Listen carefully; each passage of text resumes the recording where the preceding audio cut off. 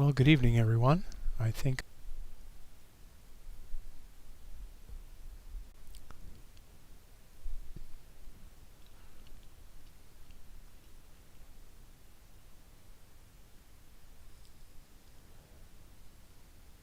okay, maybe I am back. Sorry, everybody, if you can hear me. I'm having some internet and I can't find the okay.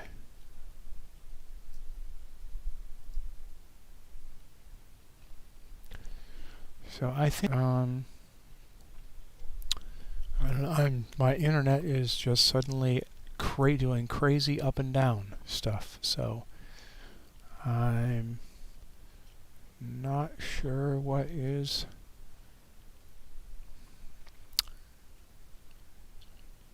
My internet connection rates are just all over the place.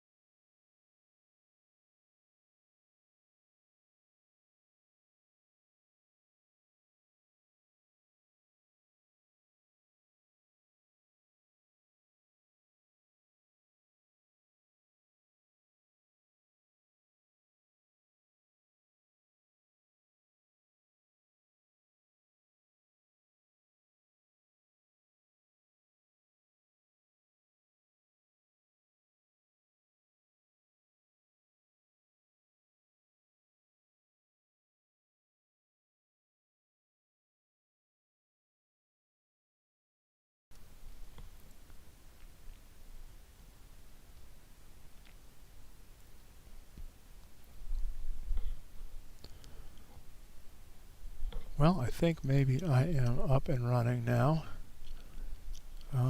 Looks like it's stabilized. For some reason, I'm having my internet connection is just full on and then zero, and then full on and then zero. But I think I am now on. So let me know if you can hear me okay. But I think I'm now good. At least for the moment. I can't, it's kind of a strange thing. It's so erratic that I can't tell if it's actually something that's the internet connection or if it's actually something in my hardware that's causing it. So, anyway,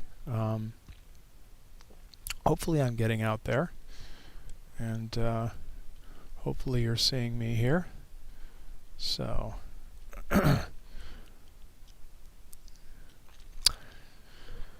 okay, well, I think it has stabilized. So we will just get on with the show here. Okay, let me turn off my test pattern here. And I've actually started, I started a stack about 20 minutes ago on the Omega Nebula. So this is a shot of the Omega Nebula here. Let me actually resize my window a little bit, because I think my windows got knocked a little bit out of whack. But I think we're pretty good here, just like this. But this is the Omega Nebula that I've kind of been stacking on a little bit while I waited for the time to show up. And my internet connection was very stable up until the moment, of course, I needed to connect, and then all of a sudden it was all over the map. So, I don't know. Anyway, it seems fine now, so I think we're good. So tonight, actually let me, before I start off, I should always start off this way, and I usually forget to bring this up, but I should have this ready when I start my broadcasts every night. And this is my setup here. So what I use is a 6-inch f4 imaging Newtonian that's right up here, and just a simple reflector telescope. And this is riding on a Celestron AltAz mount. that is on top of a Celestron HD Pro Wedge that stays outside permanently polar aligned. So basically this faceplate points right at Polaris, our northern celestial pole to be more specific, which are almost the same thing but not quite. The northern celestial pole is actually about 3/4 of a degree off from Polaris, but close enough.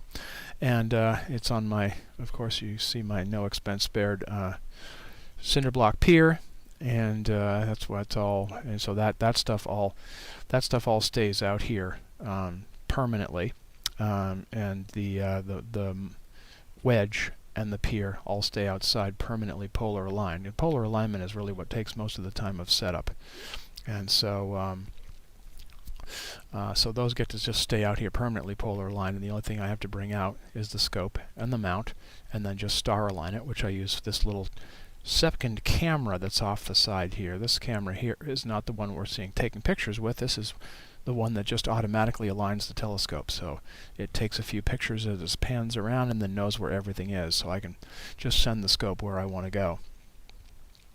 And the focuser up top here is where I have the actual camera, the color camera that we're using tonight, stuck in.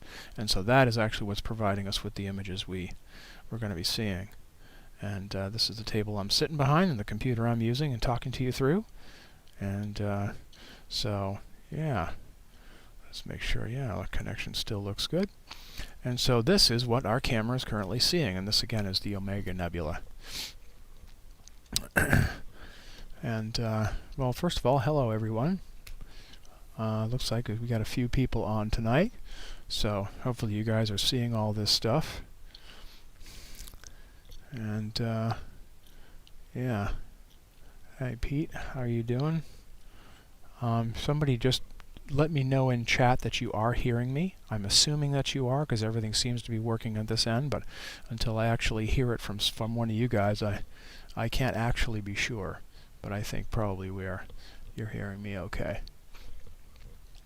So this is the Omega Nebula, which is right above Sagittarius. It's one of the summer constellations that are very, very low in the southwestern sky right now, but they're still just barely high enough that that I can see them before they drop below a roof line here. So I thought I would do this one, and then we'll try and get Eagle as well, which is fun. That's a fun one to stack on for a little bit. And then we'll do a number of the ones of the things from the October Observing Challenge. But this is the Omega Nebulas.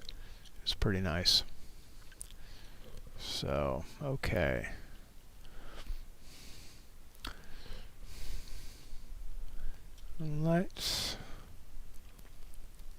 Let's go to what I'm using tonight for Planetarium software is Stellarium. It's a free open source planetarium, and I have my telescope hooked to it so that I can control it. So we have a satellite going right through there. So we are currently on Omega, and for those who just want to see, there's Scutum. There is Sagittarius. It's getting low and tipped over in the sky right now. Venus is a very bright star. If you have a low horizon, you're probably still seeing it, but that's the really bright evening star we're seeing. And Saturn and Jupiter are further up here, but the one that's lowest and brightest is Venus. And so we're looking right above Sagittarius, basically between Sagittarius and Ophiuchus. And so this is kind of this whole bright area is basically the center of our Milky Way. This is the core of our galaxy right in here, and so there's a lot of really cool stuff to see in here, including the Omega Nebula down here, and this one up here will be Eagle. And so we will zip over to that next. We'll just go with it right like that. And we'll see what it looks like tonight. These are getting really low to my roof line, real long on them. Oh, and here goes my internet again.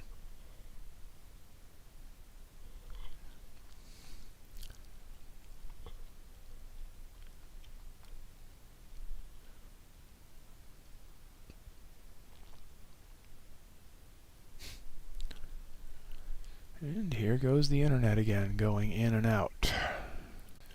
Well, I'll just keep putting up pretty pictures and talking, and hopefully some of it's getting through. Because again, my internet connection is... Anyway, so I'm going to start a stack now on the Eagle Nebula.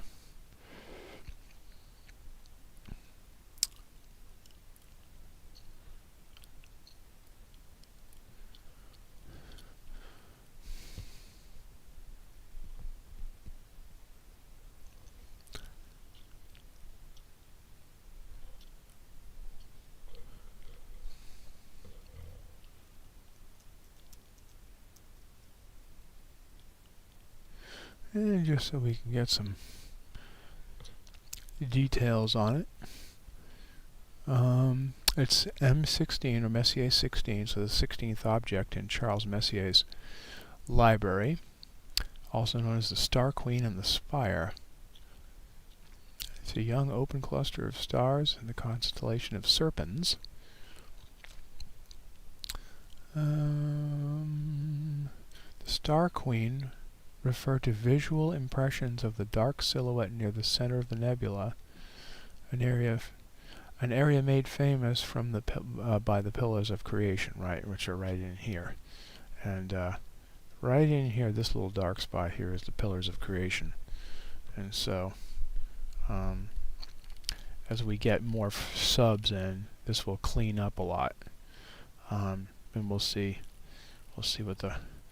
So I'll show you exactly what those look like, but we're going to need to have a few more sub-exposures stacked on there before we can really see what we need to see there.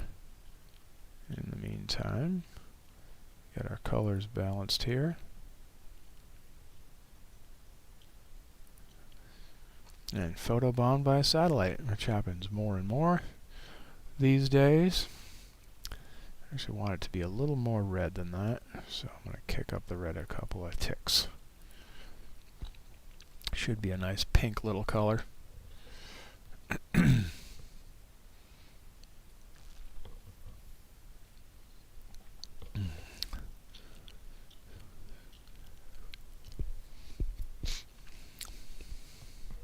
How far away is it?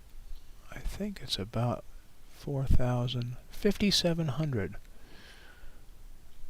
The region of active current star formation is about 5,700 light years distant. A spire of gas that can be seen coming off of the nebula in the northeastern part is approximately 9.5 light years, or about 60 trillion kilometers long.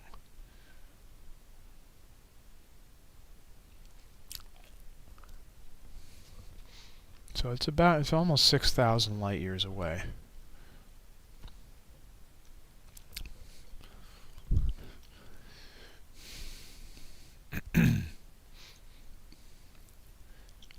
But it's one of the big pretty things. And this is one of the summer constellations, but it's we get one last shot to look at it, so might as well look at the nice big bright spectacular stuff while we can.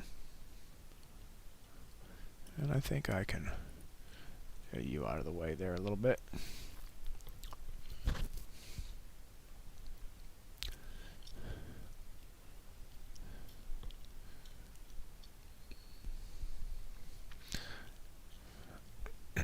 And so basically what I'm using here is a piece of software called SharpCap.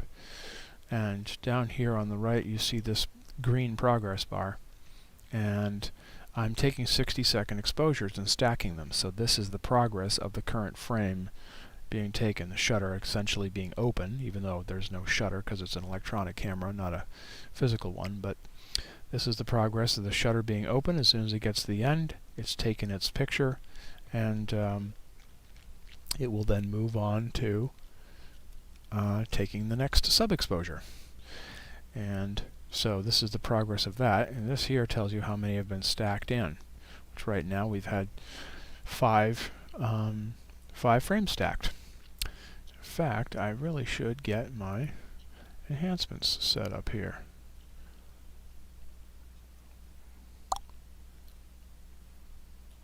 And sharp mask.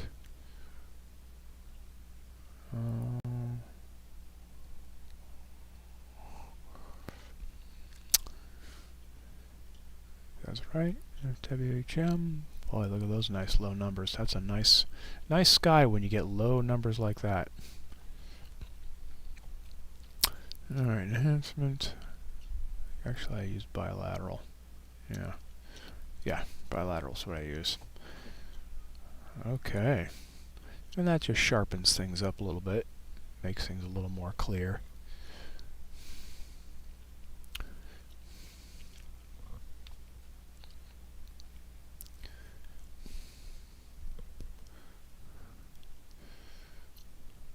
But what this software does, each of the exposures it takes, you basically uses the background stars to align the latest sub-exposure on top of the stack that's already there, and it just keeps adding stacks of images, in this case 60-second images.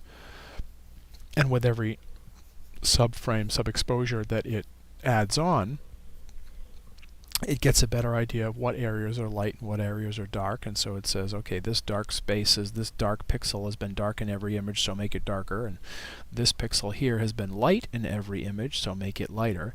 And so the light stuff gets lighter and the dark stuff gets darker, and the noise fades away and gets less and less as you stack more images on. And so it allows you to, with short exposure, relatively short exposure images, to duplicate what people do in astrophotography with really long exposures. The tricky thing about taking a really long exposure image of an object that's so far away is that you've got to have very, very accurate tracking on your telescope and mount, because any slight movement blurs everything, turns stars into ovals and instead of nice round things. And so you've got to have really, really precise and accurate tracking, which requires big, heavy, and expensive telescope mounts and just much more big, heavy equipment. And so the nice thing about stacking short exposures is that it requires much less expensive equipment, like the equipment that I'm using. Just a simple AltAz mount and telescope and a simple little Newtonian reflector and, relatively inexpensive cameras. And so, for a very small amount of money, relatively speaking, you can still take images that almost rival astrophotography by being able to take short exposures instead of really long exposures, but adding all those short exposures up such that they improve with each added sub-exposure the quality of the overall stacked image. And so that's what this SharpCap does. And through various adjustments you can make to the, well, here's where I did the enhancements, but with the histogram adjustments I can adjust what the image is doing. I'm going to try and brighten it up a little bit and see how that works. Might have brightened it up a little too much, but the more you brighten it, the more detail you bring out, but also the more noise you bring out, so you got to be a little bit careful with it. But it is a pretty bright, big bright object. So see now what, by me brightening this up, I made the wispy outer, the much fainter stuff lighter, but I also kind of blew out the cluster of stars here. The brighter stars are now kind of like blurred all together. So there's a trade-off. You kind of dance with your adjustments and figure out what you want to, how you want it to look. In this case, that's kind of a neat little structure up here. I wonder if that's just a dark cloud. This could be a dark nebula just in front of some dark gases and dust that's in front of the nebula behind it.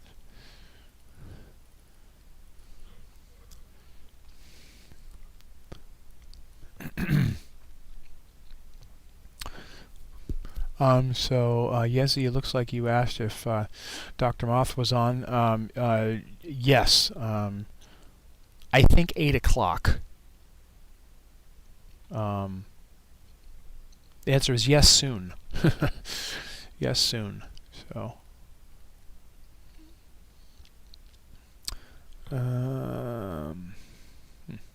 Now the pillars are starting to come out a little bit. I may have to back off on the histogram adjustment, but it's starting to clean up a little bit. But I think I'm going to back off on that histogram increase and just unstretch it a little bit, kind of bring it down just a little because we're getting in close. But you can see the pillars of creation here. There's one, and there's two, and then there's even a third one in here, which is a little bit obscured because it's got some of the light nebulous gas right in front of it. But there's actually a third one that's right here. And of course the Hubble takes incredibly spectacular detailed pictures of these. And if I stacked on them for a while, I still would never get anywhere near the quality of picture that the Hubble gets. But yes, these are the pillars of creation in here. The famous pillars of creation. Let me see if I can even back off on the histogram a little bit more. Yeah, that helps a little bit more. Although for you guys that might have been too much, because what comes across on the live stream is much dimmer than what I see on my screen. So, but yeah, and then of course once you get in too zoomed in, then you start getting the pixelization. You're into the pixels of my camera. So you can only go in so far, but there you really get an idea of the three pillars there, which are just dark gas structures that are inside the overall nebula.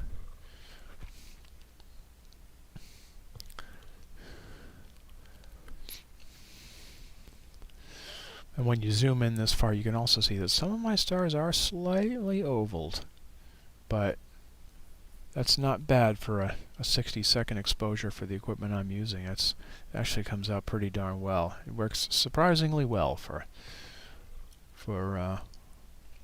what I have invested in my little system here. But yeah, the pillars of creation, there they are.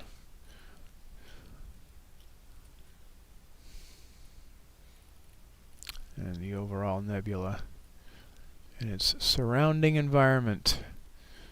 Little wisps of nebulosity all around, and if I go back and get more aggressive with the stretch, it'll pick up more of that nebulosity that's surrounding.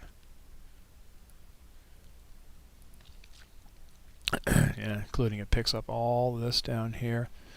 This whole area is, well, it's nearer the center of our galaxy, so this whole area is just really active with star formation and all kinds of stuff.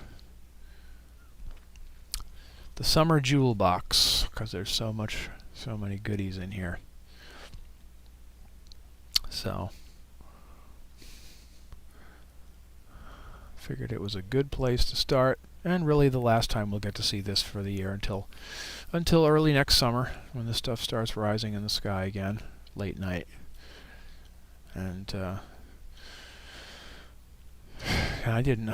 Gosh, this is my first live stream since I think July, early July was my last live stream. So it's been a while for me. It's been a summer of travel and vacation and a lot of weather, where it seemed like the dark of the moon time was ended up having a lot of storminess. So out here in the desert we don't get a lot of rain, but we do get a lot of wind, and wind is not as bad a problem, but nearly so. Because while I've got a pretty good little setup, it doesn't take a whole lot of wind to blow things around, and when you're taking 60-second exposures, it doesn't take much to blur a sub-exposure. But okay, well, that was fun. Where are we? We're supposed to be on you. Okay, so we've now done Omega and Eagle, and so now I think after that nice bright shiny warm-up, I think we'll go and check out No, not you. Where are we? We're here. Okay. So here is, Roll put up some really cool stuff here. So we're going to go jump into our monthly observing challenge for October. We'll start off with a few easy ones, and then we'll move into some harder ones until we get tired of it. So M29 will be first. Let's go into our Stellarium here, and M29. Oh, it's going to be pretty high up in the sky. Okay. Well, let's send the scope there. Turn our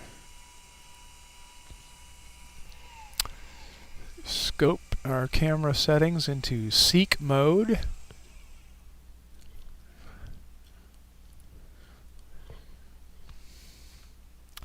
Yeah, that looks pretty good right there. Nice little cluster. I think it's called the the Little Sisters. Okay, well,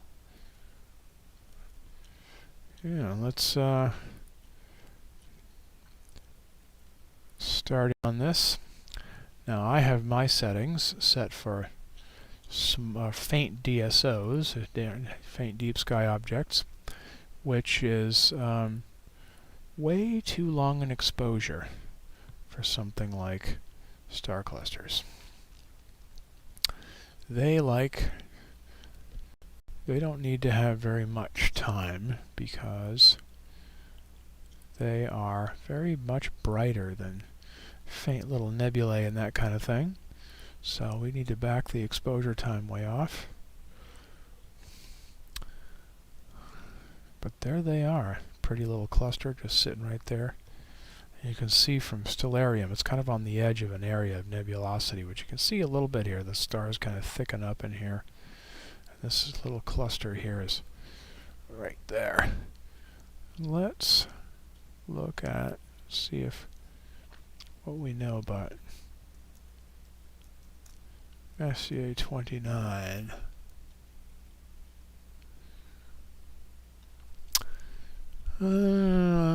Open cluster size, blah blah blah, discovered by Charles Messier in 1764. It is a nice binocular cluster because it's not it's not really tiny and it's fairly bright. It's got a nice little cluster of stars in there.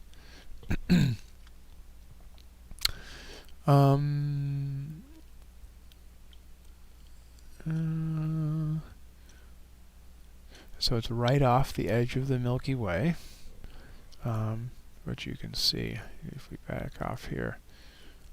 Yeah, see, you've got kind of the Milky Way going right through here. It's a little bit of a dark part of it, but it's right on the edge of this whole nebulous area.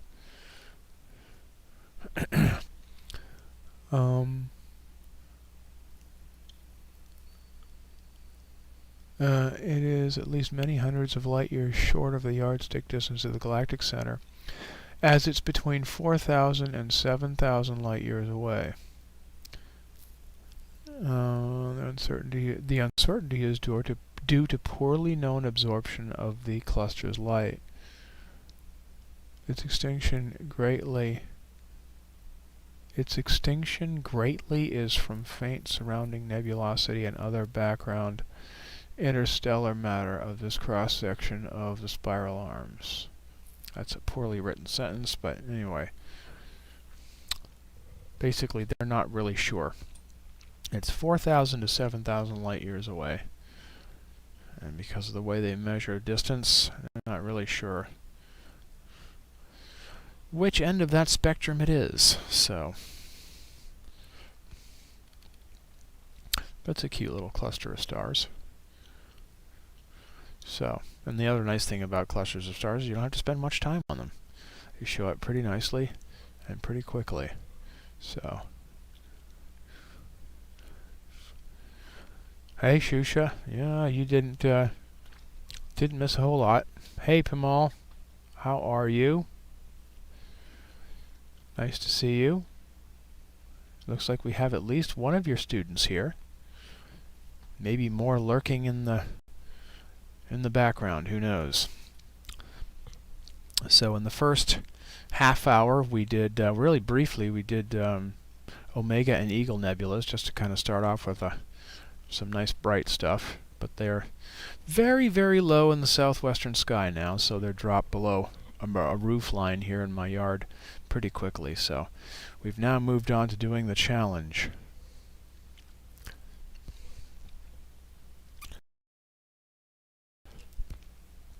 So this would be M29 that we're currently looking at, a little open cluster of stars, somewhere in the 4,000 to 7,000 light-year range. Because of the gas absorption methods that they use to measure the distance of things in this area, they're not really sure. They can't really be 100% sure. But M29, a pretty sparkly little cluster that's really nice to look at in binoculars. So if you go out to look at the night sky, it is right in Cygnus. So it's kind of right in the center of the cross of Cygnus. So which is kind of cool. Cygnus is one of the primary summer constellations, and in fact it contains one of the stars of the summer triangle. Deneb, Vega from Lyra, and Altair from Aquila are the three stars of the summer triangle, which actually, if you go outside and look right now, they're right up there just west of the zenith, and so the Northern Cross, or Cygnus, is very easy to find in the sky, and this, where we're looking right now, is just off the central star of Cygnus. M29 is right in there. Nice little binocular target.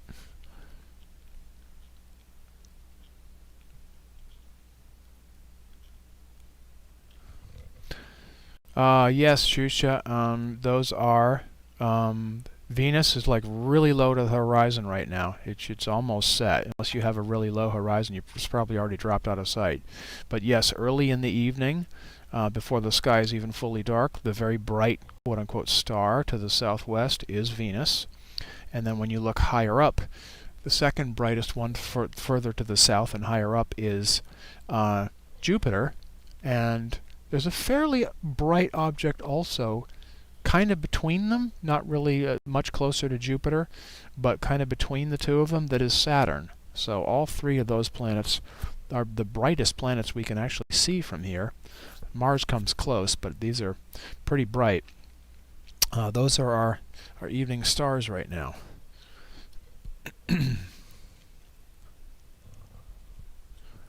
So this is M29, and I think we got plenty of time on that. Let's go to our next object. Back off the zoom here. And our next object, which is going to be M52, which I believe is another cluster. Okay, M52. Yeah, salt and pepper cluster. Okay.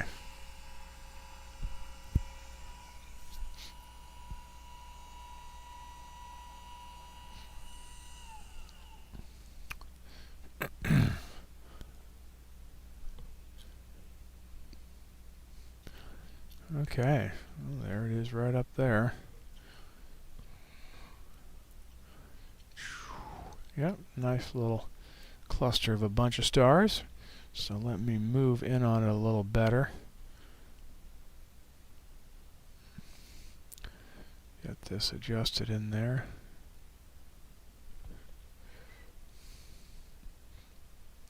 So Shusha, did that answer your questions? Let me know if that answered them or not.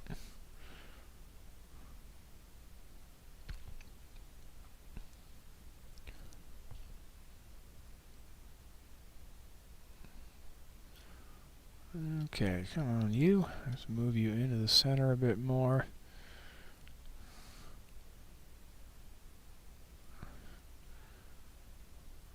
There we go.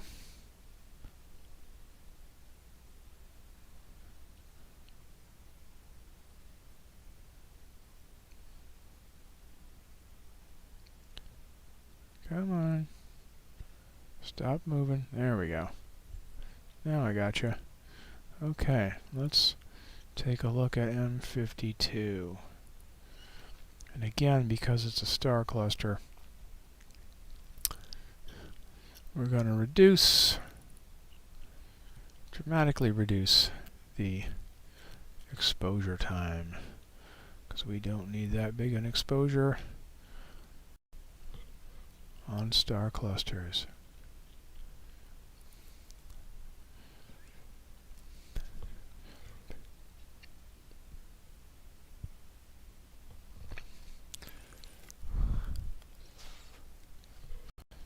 Okay, this is a much bigger cluster, obviously, than what we just looked at with M29.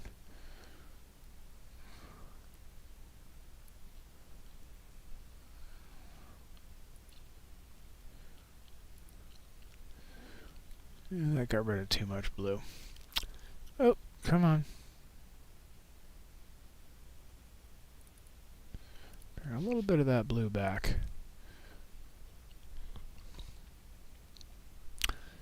Okay, so this is going to be M52.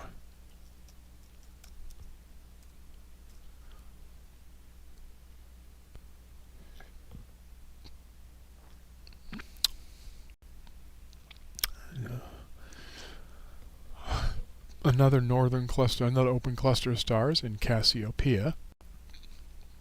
It's discovered by Charles Messier in 1774. Another nice binocular target. This one actually is quite a bit bigger and brighter than M29 was, so this is a pretty good one.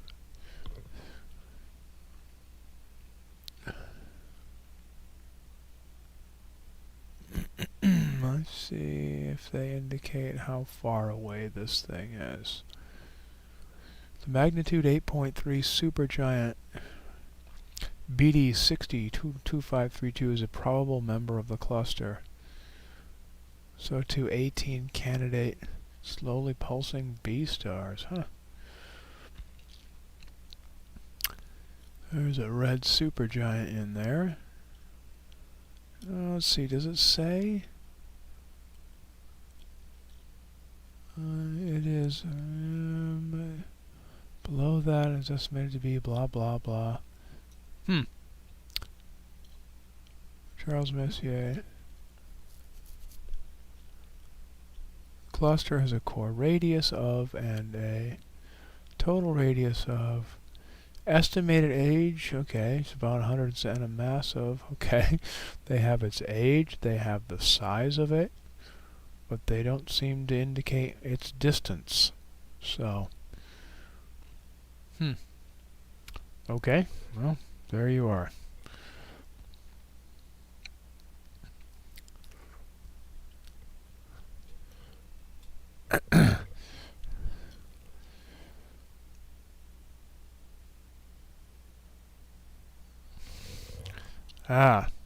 Yes, the Messier objects. The Messier catalog is a wonderful, wonderful thing for amateur astronomers. It was created by Charles Messier in the late 18th century, who was a comet hunter. And he would look into the night sky every night and keep seeing these bright objects, and he would keep seeing them and would check to see if they were comets, and they weren't comets, but he kept seeing them anyway, and so he began building a list of objects that were not comets. And by the time he was done, he had over 100 objects in this catalog. Of things to basically avoid looking at, because he did not want to continue to waste time on things that he was not interested in, and ended up with a catalog of more than 100 of the biggest, brightest, and most spectacular things to observe in the night sky. So the Messier catalog is a wonderful thing for amateur astronomers to cut their teeth on, because they are some of the easiest to find and most spectacular objects that we can see in the night sky, and so they're wonderful to look at. And if you're having star parties, of course, they're the biggest and sexiest things up there, so they're real crowd pleasers. And so the Messier catalog is a wonderful place for amateur astronomers to start. And some people just spend the whole year just looking at M objects. But, you know, those who get serious start looking at more obscure things. And we'll be definitely looking at some more obscure stuff this evening as we get into our more difficult objects. But this is a cluster of hundreds of stars here. There's at least 150 stars in there, and probably a lot more that are simply too faint for us to be able to pick up from here, or at least me with my little 6-inch imaging newt and camera. But it's quite a nice cluster of stars. And there's different theories about star clusters. Some theories indicate that a star cluster is stars that have formed from one nebulous area, like the Omega and the Eagle nebulas that we were just looking at, which are areas of star formation where the gas coalesces and turns into stars that eventually ignite. And a whole group of them kind of start up together and then slowly drift apart into space as they get older. And so some theories indicate that clusters like these are just younger stars. But some of the clusters are really old stars. So another theory is that some of these clusters of stars, specifically globular clusters, which are much more densely packed and higher numbers of stars within them, are actually captured galaxies that the Milky Way has captured, and over time has stripped off most of the stars from its periphery, and all that are really left are the core stars. So, who knows? Different theories until we actually get out there and can start looking at this stuff directly. We're just kind of guessing. A lot of it is guessing. So, but anyway, there's M52. So a pretty nice little. Let's see, where do I want to go next? Well, let's see what roll I put up here. Okay, now we're going to go to an NGC catalog number. 6995. So let's see. New General Catalog is what that stands for. NGC. NGC 6995. Boom. Okay. Oh, the veil. Nice. Okay. I like doing the veil. I like both ends of the veil, but this one is the brighter end. So, yeah. Let's go see what we can see with the veil.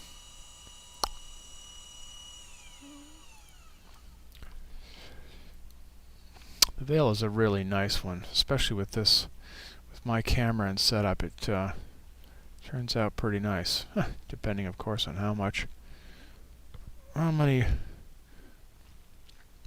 satellites we'll have roaming through, but it is very faint. I think it's right in there. It is very, very faint. This is stretched pretty aggressively, but even so, I still can't quite see it. But yeah, I think it's right in there. Just barely see a little bit of wispiness of it in here. So I think we're probably pretty much right on. So I'm going to pull at least my first sub-exposure. I think it's pretty much right on. But we'll see what we can see. So, as you can see in the planetarium here, this is called the Veil Nebula, and it's generally kind of circular in shape, And there's a reason for that. This was a big old supernova that occurred thousands of years ago, I think. I don't think it was one of the ones that is in our recorded history, but maybe it is.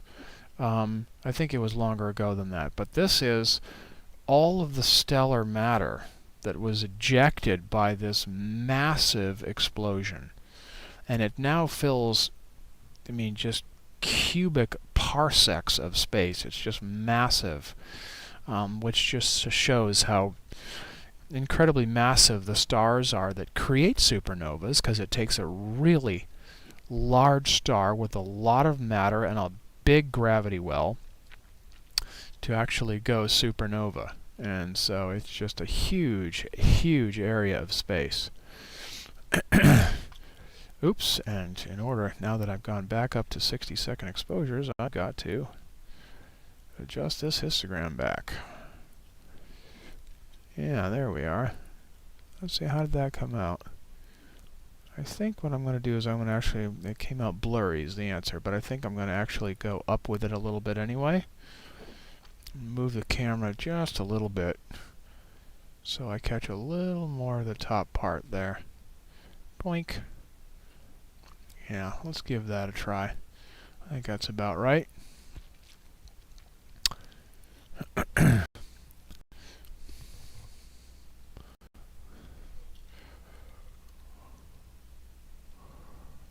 Hey Curtis, good to see you, a long time.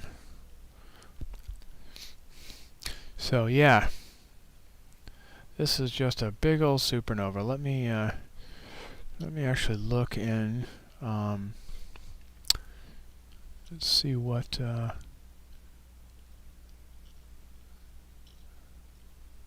NGC 6995 instead of me pulling from faulty memory.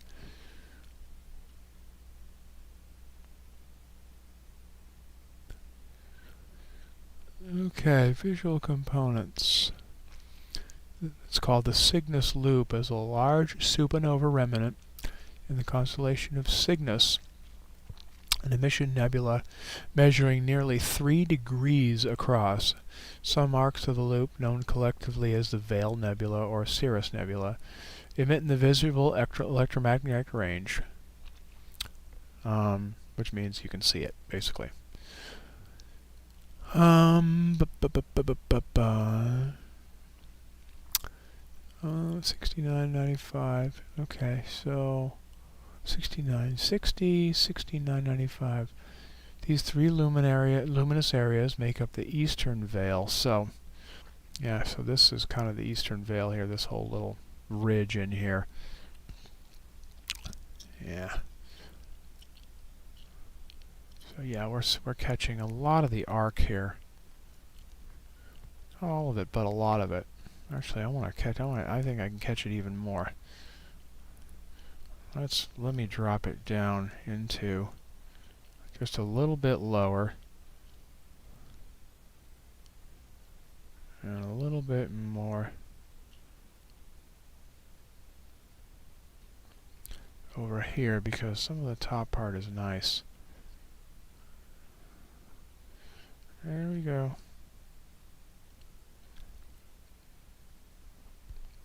Yeah. And this will be a whole frame picture here. We get this all in. This is a really nice deal. Okay, I think we'll go with that.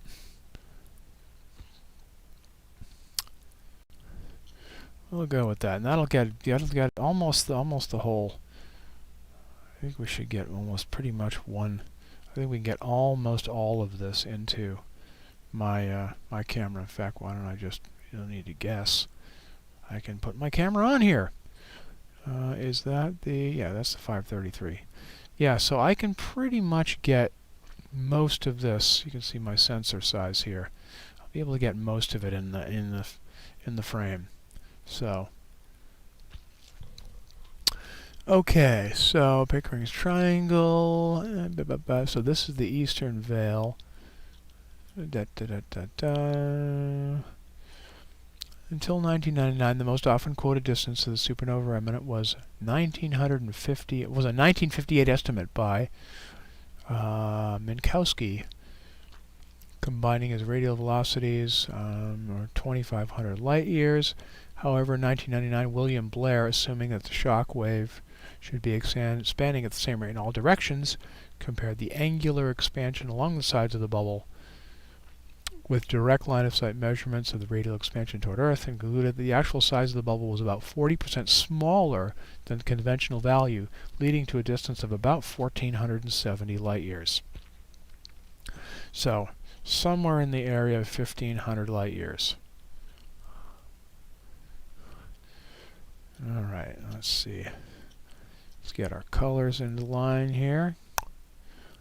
And bring this where it should be. And tighten it up a little bit. Yeah, then we start to see it a little better. As we pull more sub-exposures in, we'll be able to sharpen it up a little bit. Hey, Pete and Louise.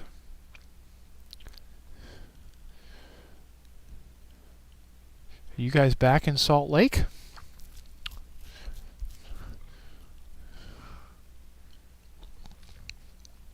Good to see you, though. Haven't seen you guys in a while. Let me know when you come back out here to Tacoma. It'd be good to see you guys. The magnitude of the nebula? That's a good question. The overall magnitude of the nebula? I don't know if I know that.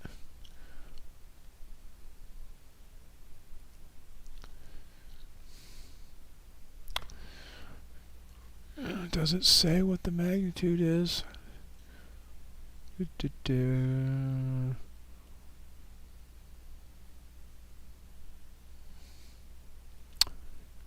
X-ray source searches for stellar remnants, fiction, blah blah blah. Astronomical ultraviolet.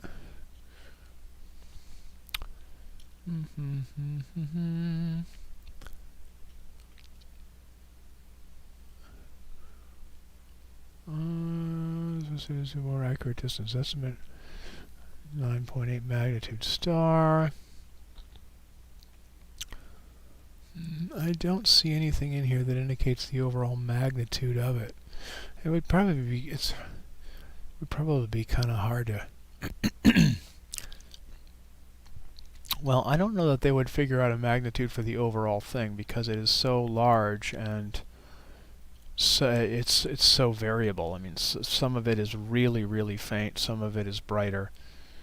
You know, the eastern veil tends to be a bit brighter and easier to see than the western. But I don't know, I would think this is probably mag 7 or 8 would be my guess. I don't see anything here that indicates, at least in the Wikipedia article on it, that indicates an overall magnitude.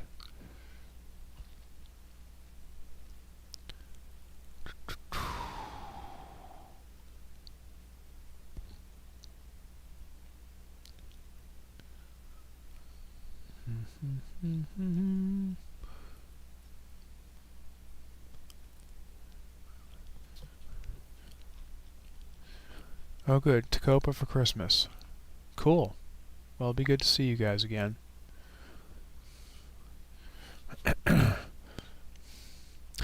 But as you can see, that this, this one piece of this virtually fills my camera.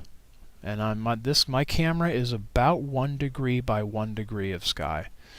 And so the overall size of this thing is, they're saying about 3 degrees. It's just massive. It's just massive.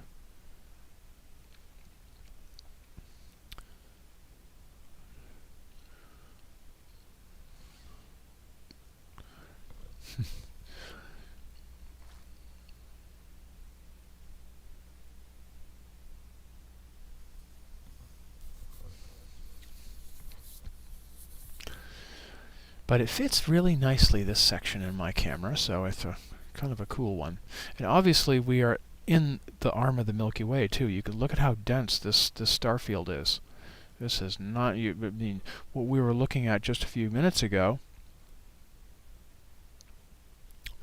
Okay, it is Mag 7. Okay, good. Thanks for telling me. That was my guess, 7 or 8-ish, but it's so variable that I don't know how they'd figure out an overall for it. But this is in the dense star field of the Milky Way. See, the Milky Way is kind of all in here, heading almost right over the zenith right now.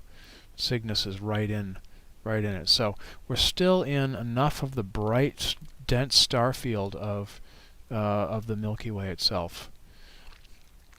And that's why we're getting so many stars here. We're kind of looking right along the edge of one of the arms of the Milky Way, in which we ride.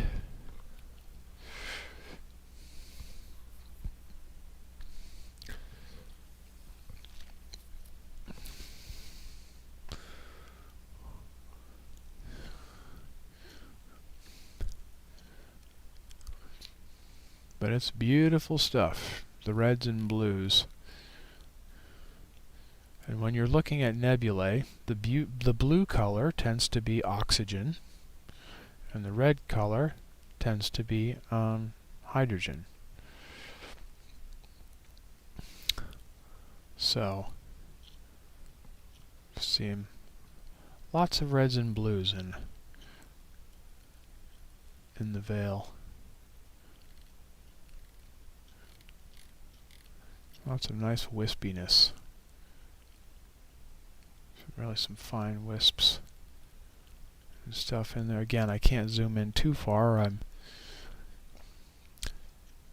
hitting the limit of my own camera, but it's really a pretty cool thing. I don't know. Well, if it's Mag 7, you can probably see this with binoculars too. Again, a very big object.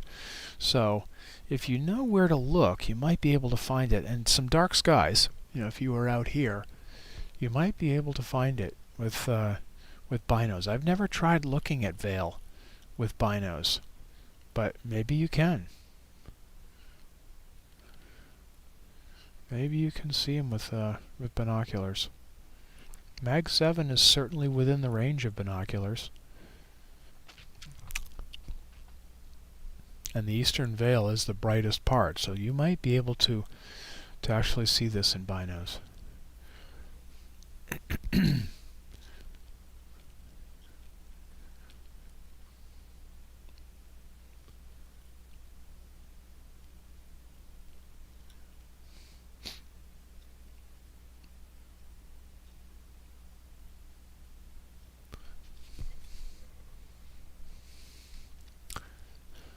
But it's a pretty cool object to do with my camera.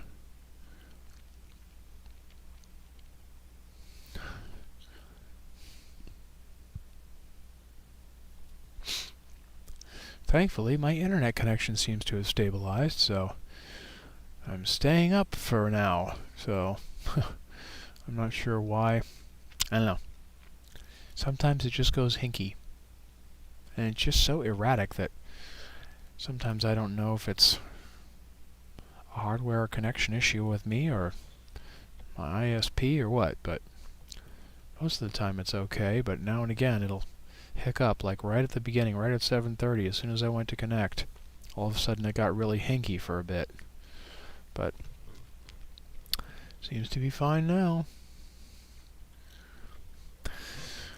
Yeah, this was all part of one star. This is just one small part of what was part of one star.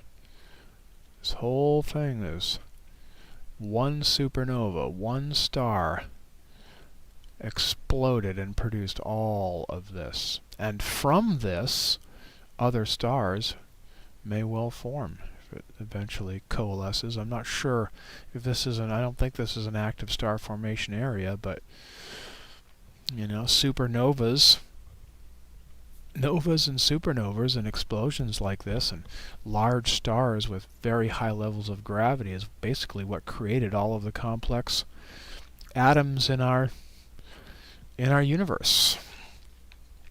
You know, Carl Sagan says we are star stuff because everything heavier than hydrogen and helium, I think, are the more complex, heavier molecules in our atomic table were all created in the dense gravity of stars. And so these novas and supernovas that explode and spew all of these materials all over creation are what allowed us to form, basically.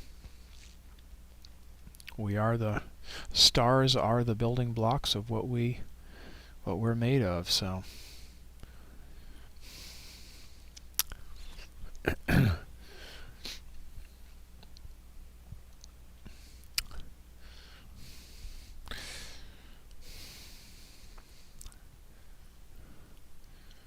Veil Nebula.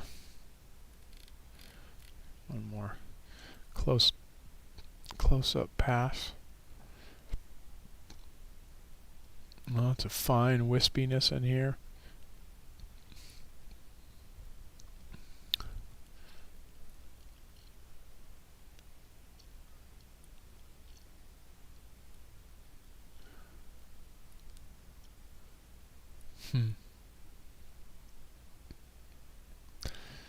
Pretty beautiful.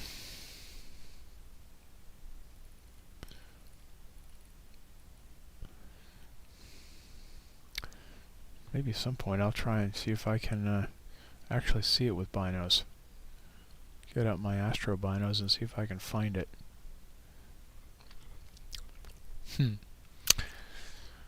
Okay, roll what's next.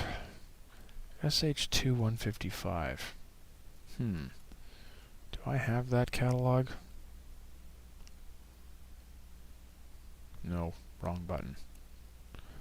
SH2 155. Guess I do. Oh, the Cave Nebula. Okay. Alright. Cave Nebula. Let's zip over there. Alright. See you later, Veil. Here's where my scope goes upside down, so I may actually lose a bit of focus here. See how it looks. Alright. Yeah, it looks like that line of stars there. It's possibly this one. It's probably right. Let's see. Let's pull a sub-exposure and see what we get, but I think we're probably going to be pretty close. The Cave Nebula. Distance about 2,400 light years. This one's almost mag 8.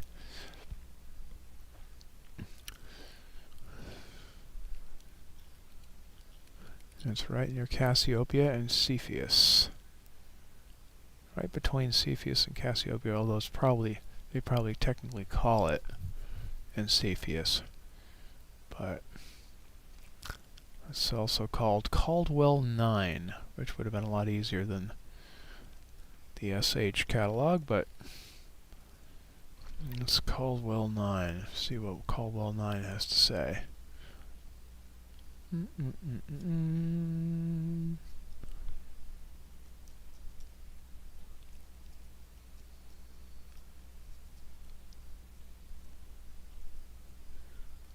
Caldwell 9.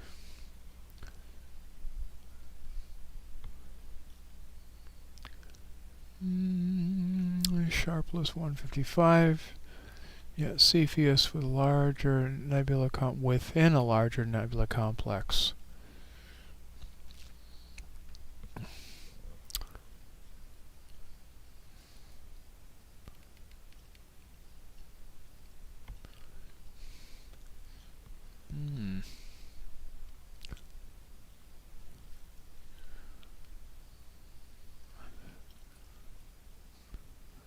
I think it's up here.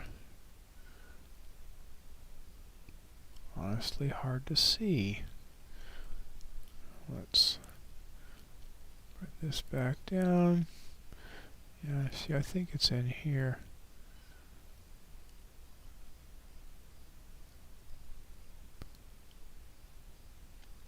Some nice dark structure down here. 1, 2, 3. Because my telescope kind of goes upside down, it's hard to compare the image here with the image here. But I think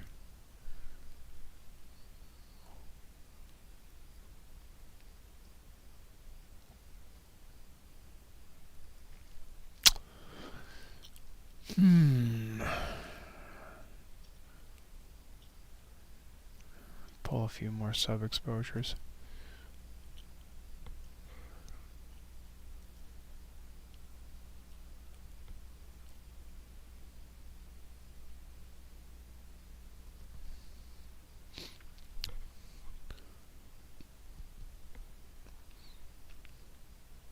So usually what my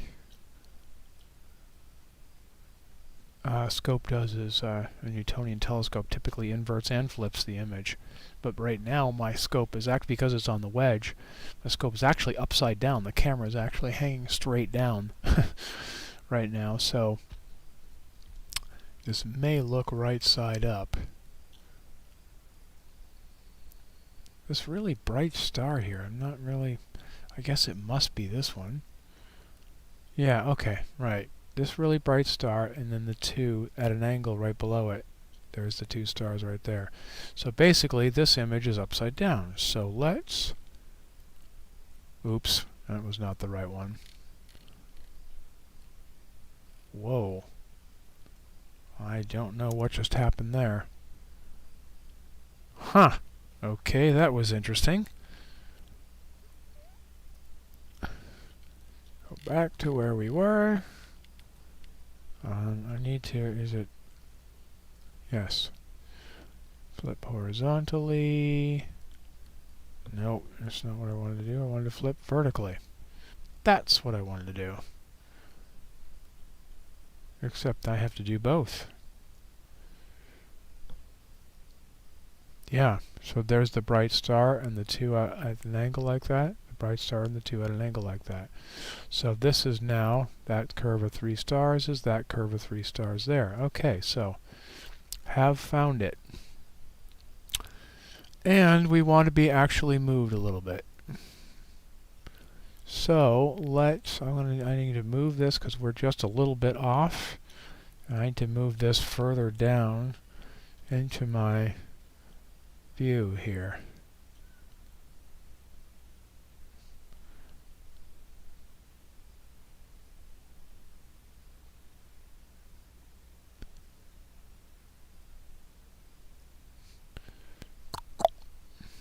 There we should be.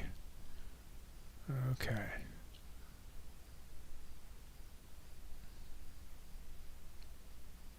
And then how far? Yeah. Move it down just a little bit.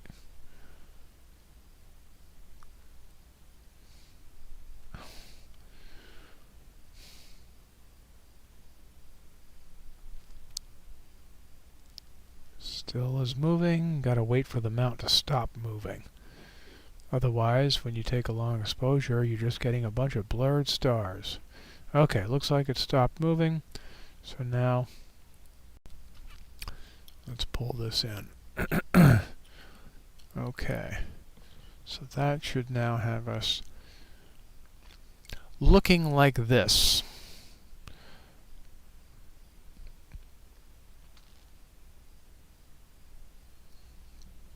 Okay, so the Cave Nebula was a name applied earlier to CED-201, a different nebula in Cepheus. This is an ionized hydrogen-2 region with ongoing star formation activity at an estimated distance of 720 parsecs or 2,400 light years from Earth. It was first noted as a galactic emission nebula in 1959 in the second edition of the Sharpless catalog, which is why it's SH150 or SH2-155. It's the 150th object of the second Sharpless catalog, being a part of the much larger Cepheus-OB3 association. Although it's relatively faint for amateur observation, some of its structure may be seen visually through a moderately sized telescope under dark skies. Or in my case, our case, if you're using a modern sensitive astronomy camera. Let's tuck that all in. That looks good. Let me kick the red up a titch. That looks pretty good. So yeah, let's pull in a few sub-exposures here and see if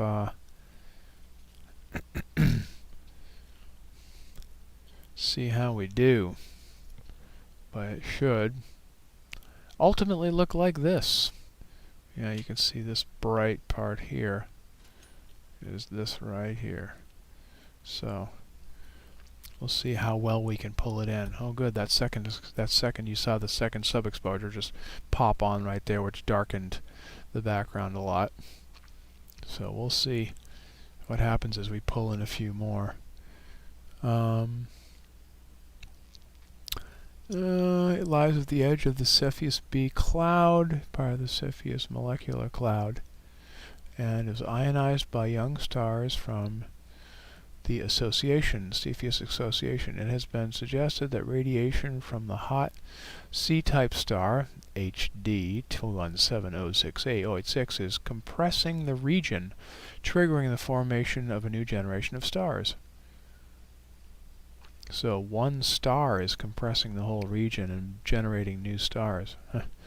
Study of the region's young stellar objects by the Chandra X-ray Observatory and the Spitzer Space Telescope shows a progression of stellar ages in the front of the cloud, supporting the hypothesis of triggered star formation. So one star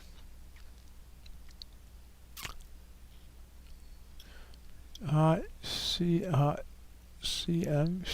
to O-type. That was a hot O-type star, HID 217086.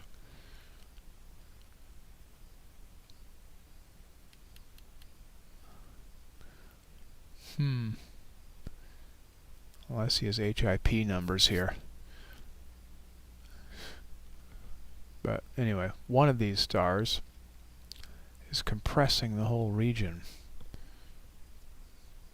So one of them is a kick-butt kind of star, apparently. Mosquito. Ah! Mosquito in almost November, come on. Well, actually, out here we have mosquitoes all year round. All it takes is 2 or 3 warm days in a row and mosquitoes show back up again out here. Which of course can happen any time of the year. Any month it can get warm, so. Yeah, how we doing here? Starting to come in a little bit better.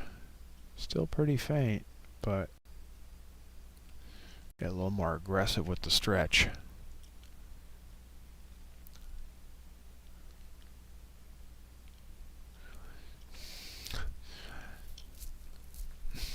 Hello, Joy. Nice to see you. Hi, thanks for stopping by. How big is that bright star that you pointed at? Well, I'm not sure which one you meant. But assuming the biggest, brightest one here,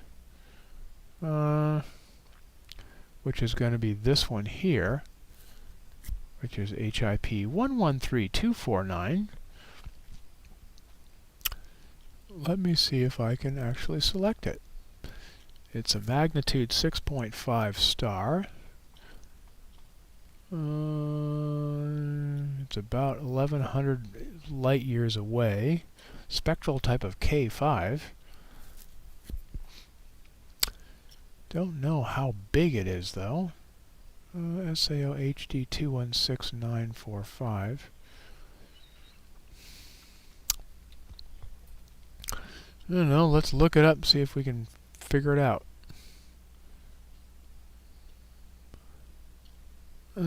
let's see. Let me actually look up. Where was that star? That one that was compressing, the O-type star. The hot O-type star. Yeah. It's a blue-white star. An O-type is a blue-white star of spectral type O. They have temperatures 20,000 Kelvin, 30,000 Kelvin. Stars of this type have strong absorption lines, blah blah blah. Big bright ones. 217. Oh, so this is 216,895. Let's see if HD. Let's go with HIP 113249. Let's see if Wikipedia knows what to do with that. No.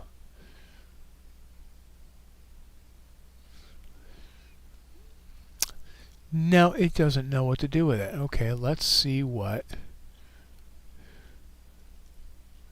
HIP 113249. HIP 113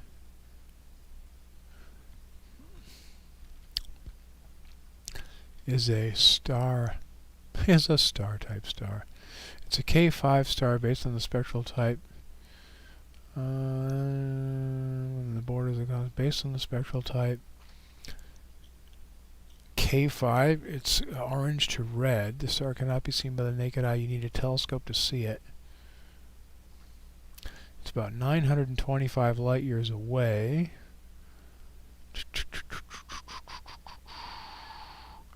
Physical properties. It's an orange to red star based on the spectral type. We can deduce a surface temperature 3,000 and 5,000 Kelvin. So it's deeper and redder than ours. It is estimated to have a radius 65 times bigger than our sun. So our sun's radius is about 700,000 kilometers.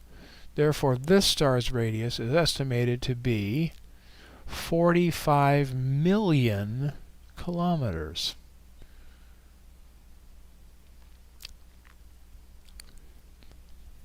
Which means it's 90 million kilometers across. So that's according to this. 90 million kilometers. That's pretty.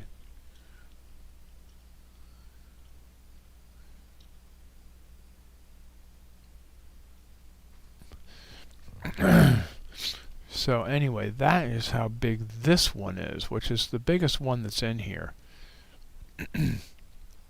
According to that catalog anyway, and I got that from universeguide.com, and then just looked up HIP 113249.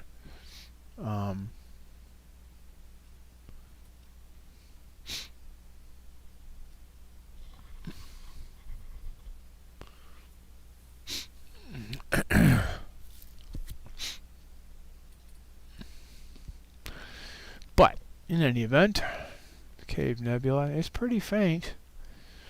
It is a hydrogen region, and so because I'm not using any filters on my camera, nebulous regions that are specific to one type tend to be pretty faint. Most people who look at these types of things will use filters on their eyepieces or cameras that will just let through the hydrogen and will greatly filter out other things, which will make it stand out a lot more. Of course, it also darkens everything, so you have to do much longer exposures whenever you do a filter. Whenever you use a filter, you have to use much longer exposures. But it makes it stand out a lot more. But I'm just using a full spectrum camera with no filters at all.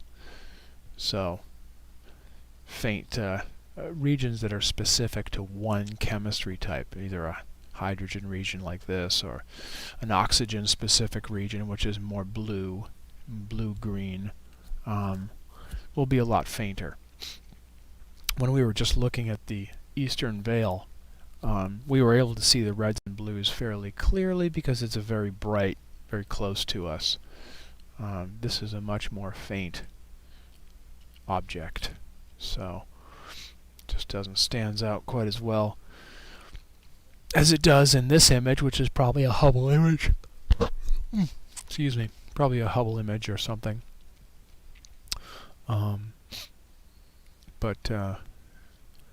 Yeah, so ours is just a lot fainter, but you can still see a lot of the structure in here.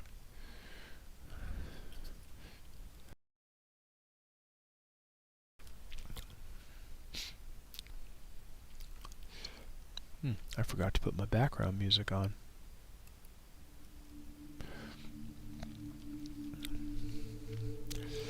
Oh well.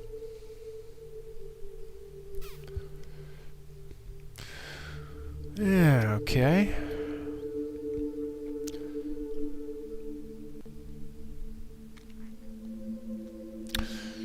Well, what's next? Okay, so that's the end of the easy objects. So now we're getting into more obscure stuff. ARP28, huh? Boing, boing, boing. ARP28. Let's see what's next. ARP. Look at that, 28. Okay, so this is going to be a galaxy. Alright. So this is going to be... I wonder if I want to still want to do galaxies. Mag 13. It's going to be pretty faint. I might actually, because I'm using the color camera, I might actually skip galaxies and just stick to more of the nebula stuff. Let's try ARP 319.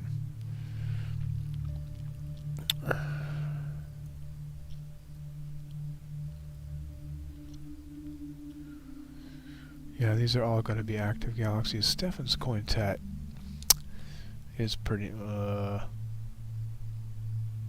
wait. No.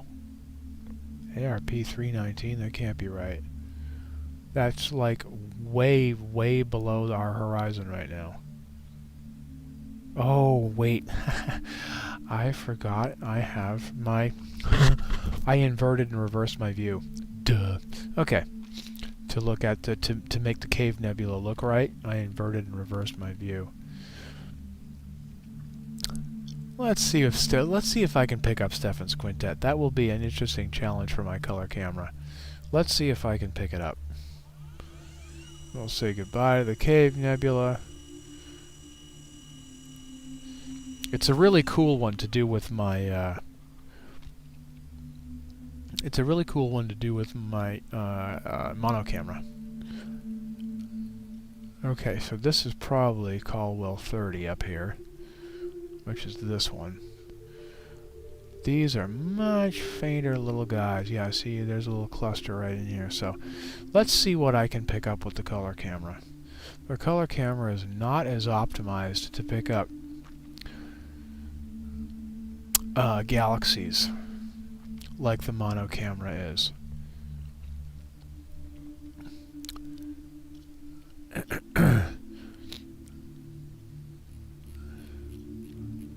Let's say ARP28.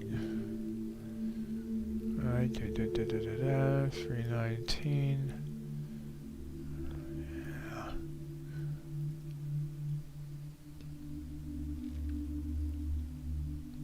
Yeah, it's a nice little cluster of galaxies.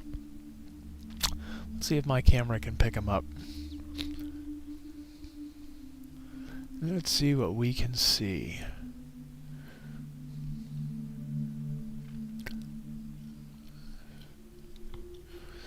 Unless galaxies are fairly bright, close, big, like Andromeda and Triangulum, you know, are kind of our neighbor galaxies. I tend not to look at them with the color camera, but yeah, there they are right there.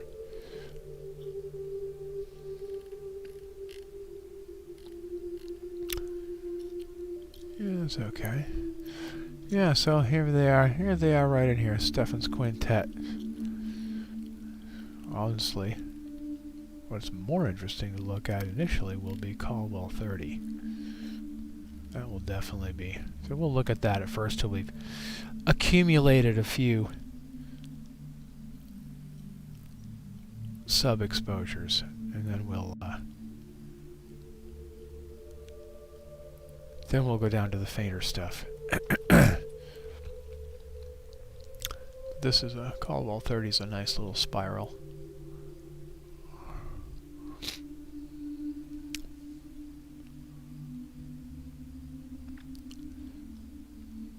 Let the second frame come in, boom, it gets darker.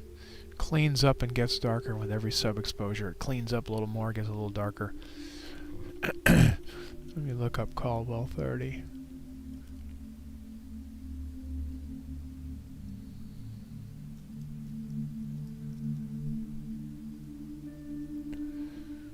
Caldwell 30. And we'll look at this guy until we get a few subs in.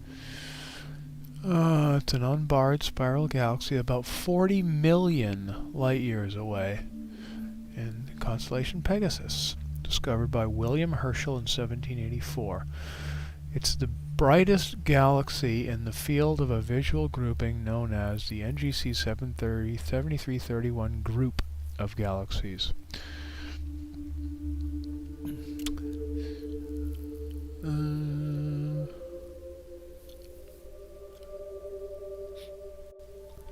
The other members of the group are the lenticular or unbarred spirals, NGC 7335, 7336, the barred spiral galaxy 7337, and the elliptical 7340.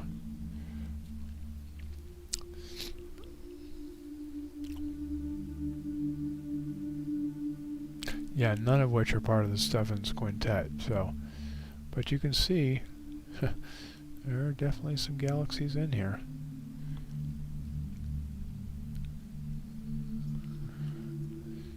Come on, where is... Yeah.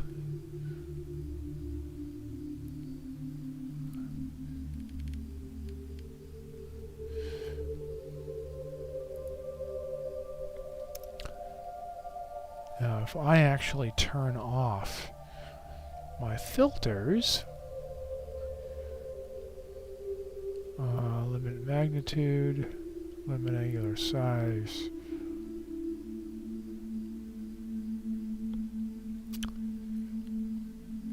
Yeah.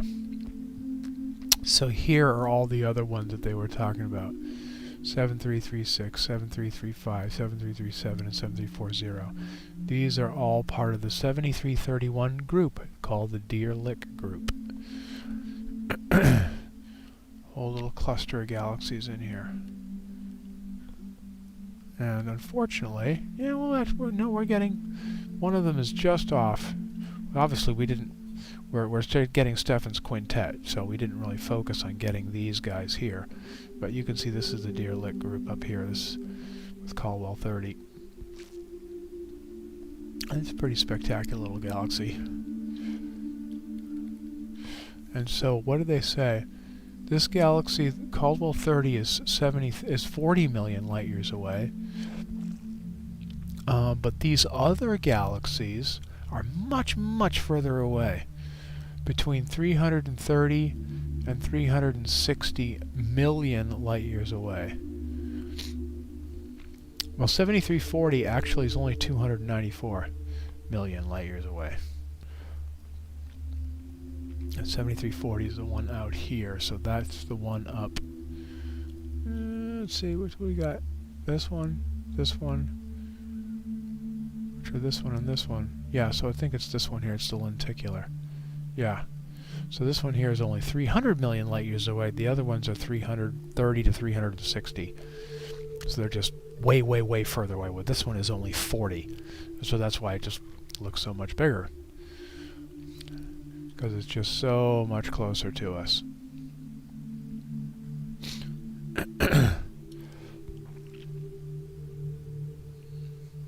starting to get some nice detail in that. But then if we actually go down to our little Stephan's Quintet in here, we get these little guys. They're just really tiny. You can see there's even another one here. Another one out here. One of those spots where you play how many galaxies can you find in one image. And again, the color camera is not ideal for this. My black and white is better because it's more sensitive and a little bit higher resolution. So it's better for really small stuff like this, but we definitely get the Quintet in there.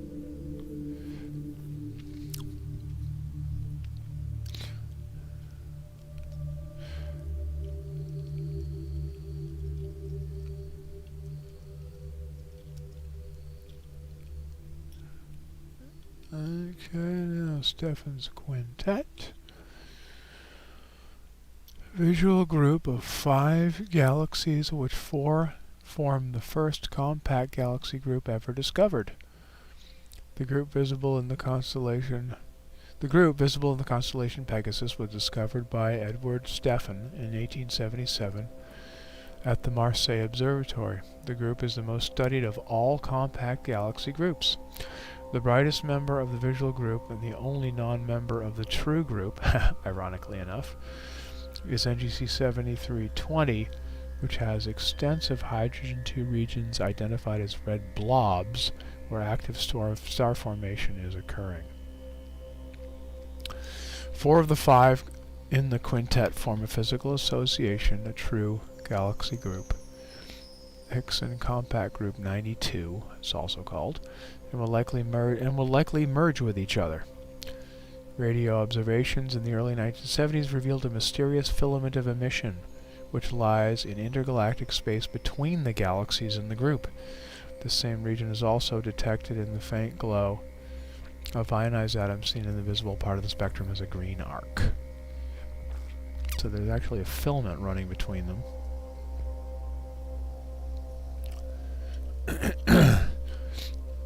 If you can get in there and look close enough, which is pretty well beyond my ability with my little camera, but darken that up a little bit, get a little bit more aggressive with this. See it a little bit better.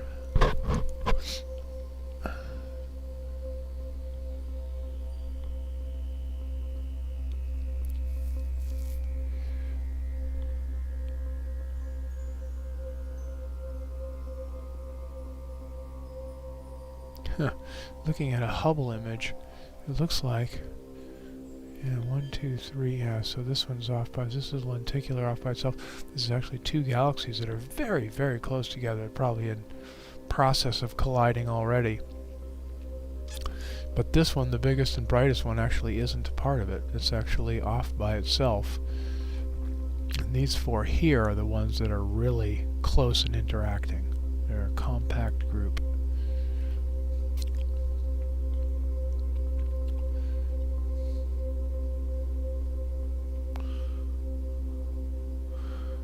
Two space telescopes have recently provided new insight into the nature of the filament between the galaxies, which is now believed to be a gigantic intergalactic shock wave, similar to a sonic boom but traveling in intergalactic gas, space, rather than air, caused by one galaxy falling into the center of the group at several millions of kilometers per hour. Shock wave.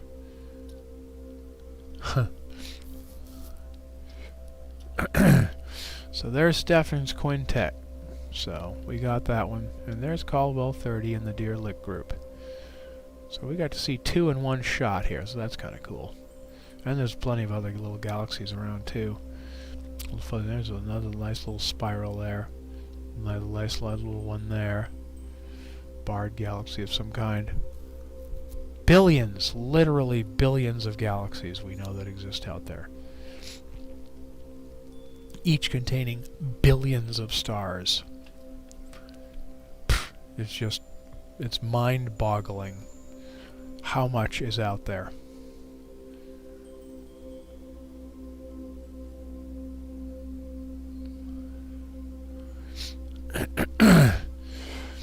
mind-boggling how many are out there.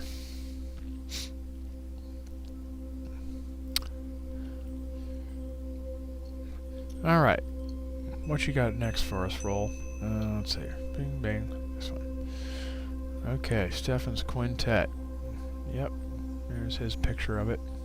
He's got a little bit higher focal length, so he gets a little bit more magnification than I get. Where's my...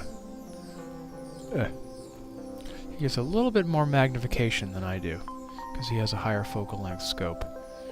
He's running about 1,000 millimeters of focal length, where I've got about 600. So I get a little bit wider field, he gets a little bit more detail. Okay, NGC 40. Oh, a planetary. Nice. Okay. NGC 40. It's like a nice little planetary nebula. Okay. NGC 40. U. What are we doing? 53 degrees. Yeah. The bow tie nebula or scarab nebula. Yep, a little planetary nebula. Okay. Let's move over and do a planetary nebula. Oh shoot, again the scope is going upside down. Didn't seem to affect... Oftentimes when my scope goes upside down it affects... Yeah, this looks like it right here. Tiny little guy! Oftentimes when my scope goes upside down it affects the focus because the camera is now hanging upside down instead of right side up, so the focus is definitely affected. Let's see if I can bring this sucker into a little bit further into the view here. And but it did seem to do okay before, so maybe it'll be okay here. Bring it up a little bit further into the view. Gotta get it centered a little bit better and then bring it back.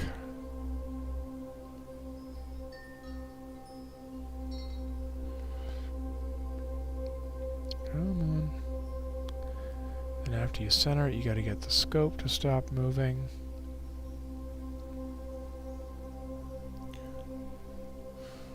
There we go. Finally comes back. Alright. So that should stop the scope. Well, it is still moving a little bit. Well, I think it's probably going to be okay. So this is a planetary nebula. Most planetary nebulae are really, really small.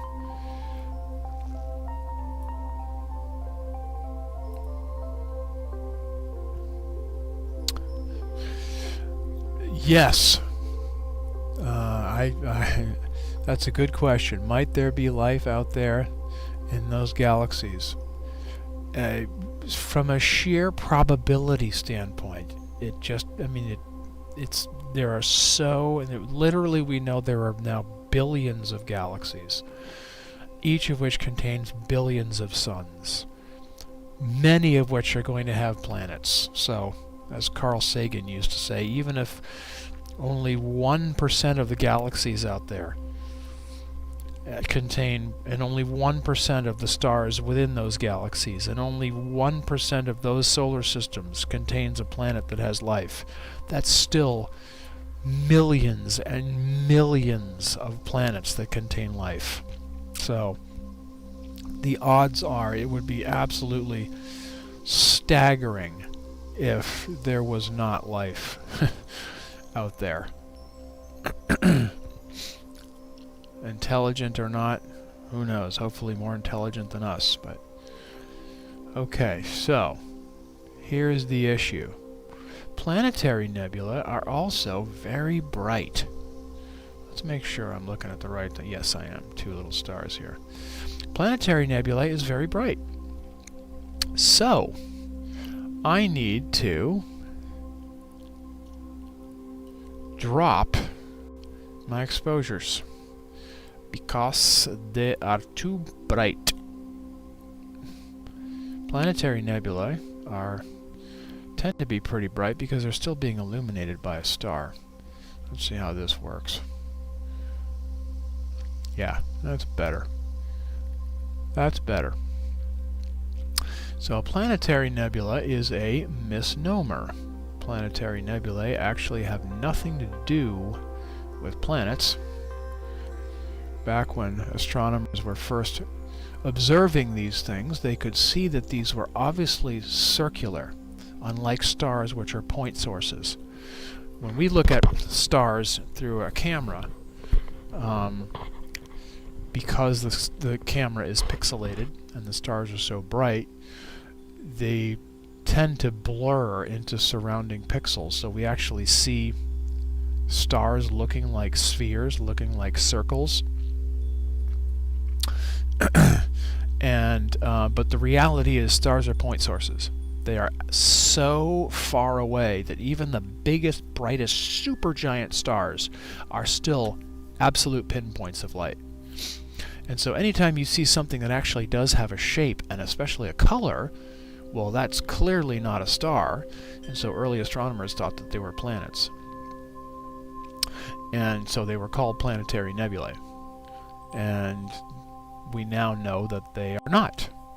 As Dr. Moth just said, the planetary nebulae are basically stars at the end of their life cycle. A star just like our own sun, which is at the end of its life cycle, and it actually runs out of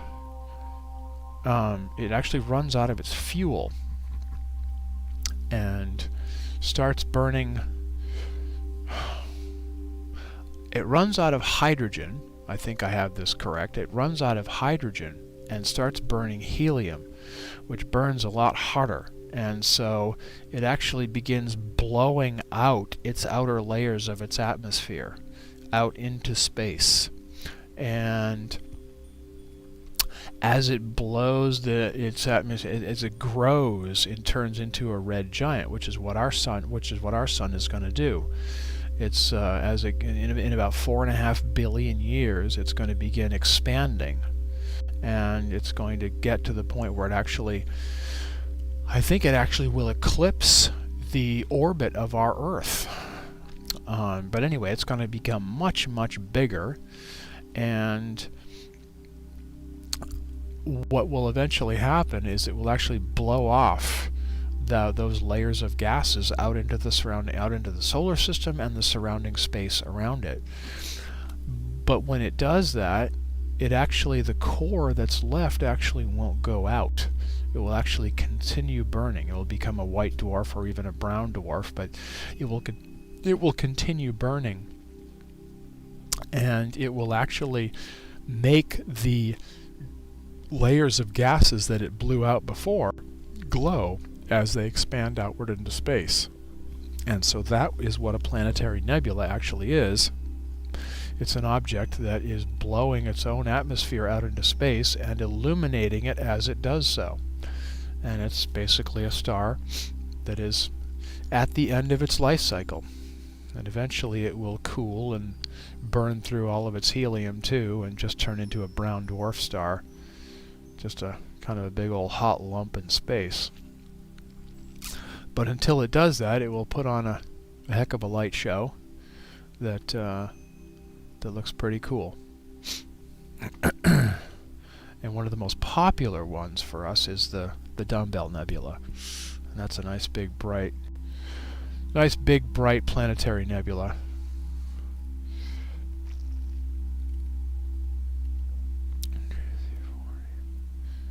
Which is M27. Oh, come on. M27. Yeah, which is up right now. So we could even take a look at that.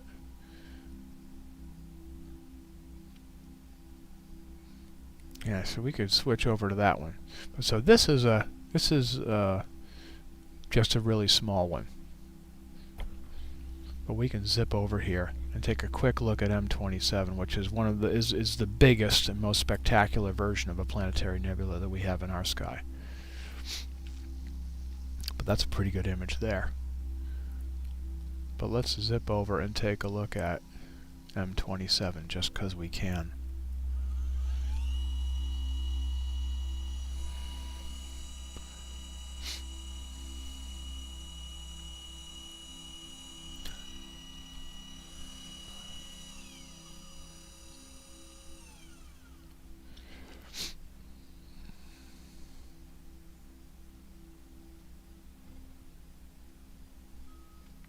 see, without even having to zoom in at all, you can see how much bigger and brighter it is.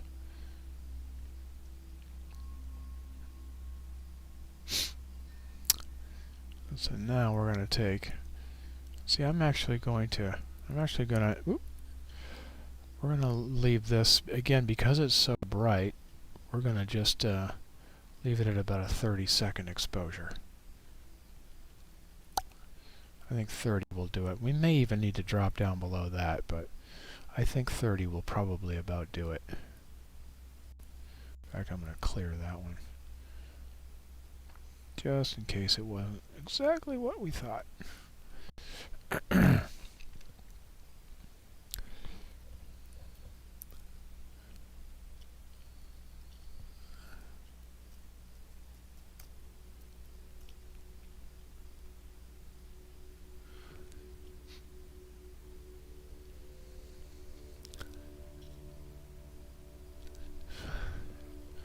Okay. Yeah, it wasn't the right. Okay, good. This will have that like that. And I want to pick that up a little bit. Yeah, so here is the Dumbbell Nebula. And in this we get a much more close-up view. This one is only about 1,400 light years distance.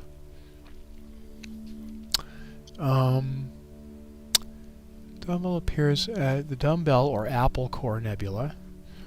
Appears shaped like a spheroid. Rate of expansion. So they computed the rate of expansion of this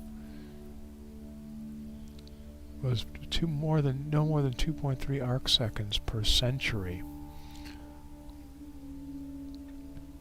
From this, an upper limit to the age of 14,600 years may be determined.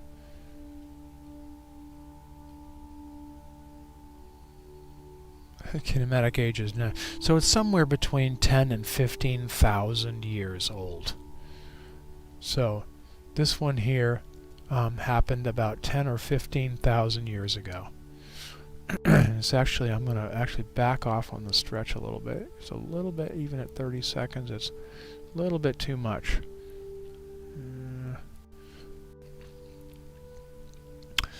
But this is our biggest and most beautiful and most famous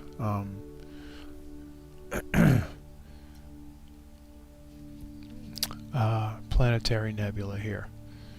So this happened about between 10 and 15,000 years ago. A star went, blew off its outer layer,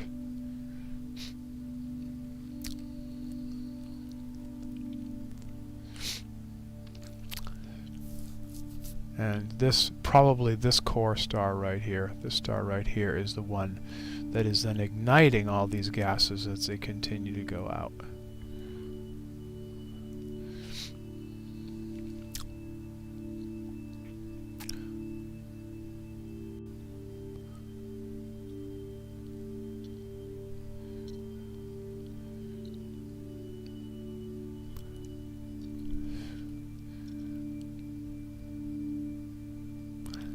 I'm going to try starting this over because I got a bit of the stars are a little bit smeared, so maybe the scope wasn't quite settled when it took the first sub-exposure. Let's see how it, yeah, see, those stars are more round, which will give us more detail in here. So I think one of the early sub-exposures just wasn't quite on.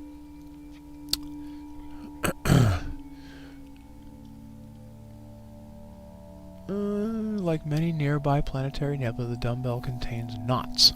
Its central region is marked by a pattern of dark and bright cusped knots and their associated dark tails.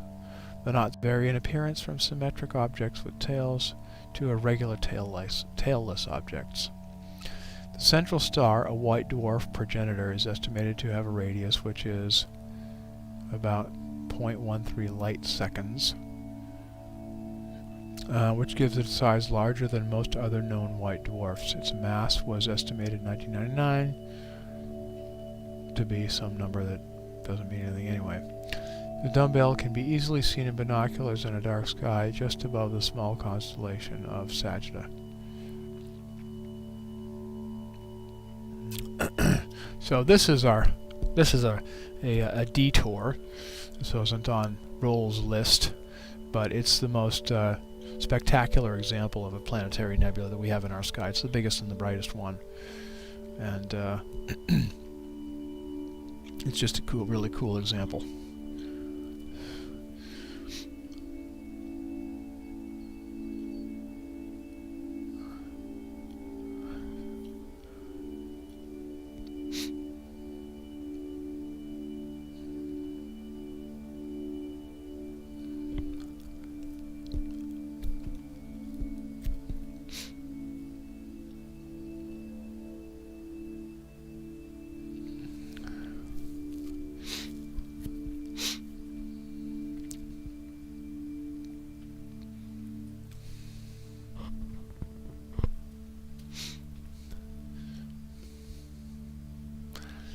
So it makes some pretty bright, shiny stuff. Okay, so we saw NGC 40, which is just a really tiny example of the dumbbell or apple core. Now NGC 672 is going to be next, another galaxy it looks like.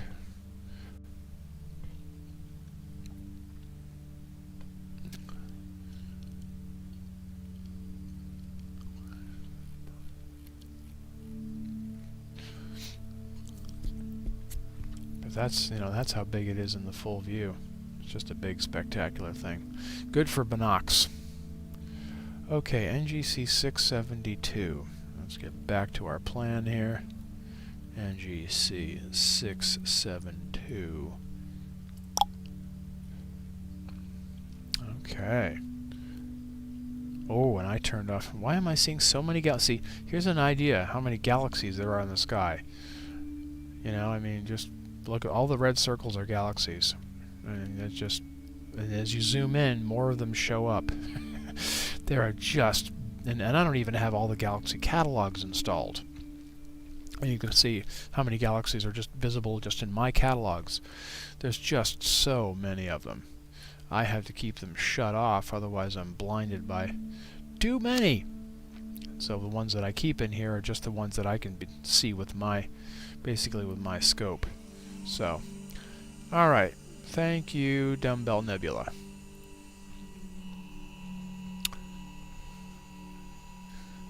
Yeah, there are just, it's mind-boggling how many galaxies there are.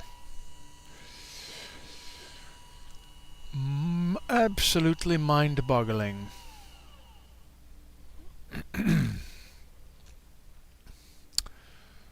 So many of them out there. So many of so many. It's craziness how many there are. Okay. So it looks like it's going to be a galaxy pair here, which I think looks like there's definitely one there. Not sure where the other one is, but I'm assuming I'm on good enough to pop in an image here.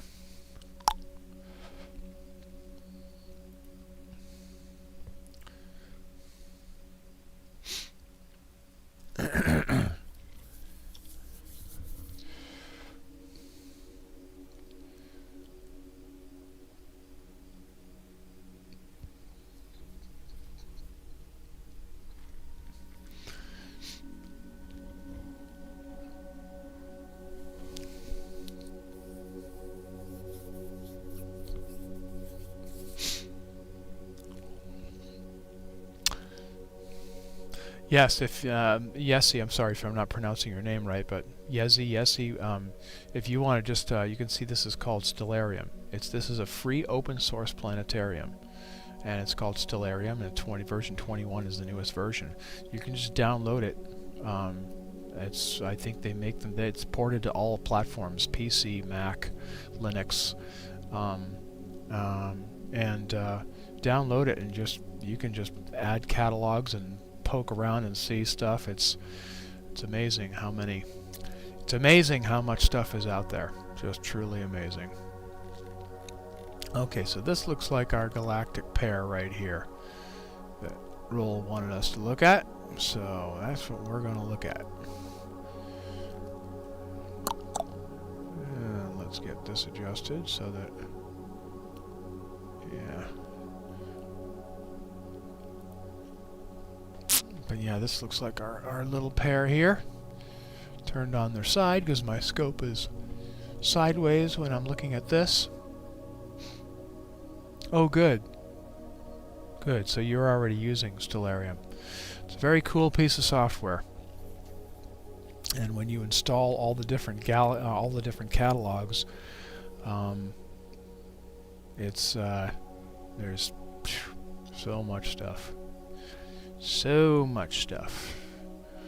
Okay, NGC 672. It's an interacting. Oh, I wonder if these two are... Maybe these two are interacting with each other then. Well, again, let me no, not that one, this one. Let me turn off the filters again now that we're zoomed in this close. So this is IC 1727. Oh, there's PGC. Peculiar Galaxy Catalog. So there's another one in there. But IC 727, I wonder if it's interacting with this. Let's find out. Yeah, see, there's the PGC. There's a little PGC galaxy right in there. What magnitude is that? That is Mag 15.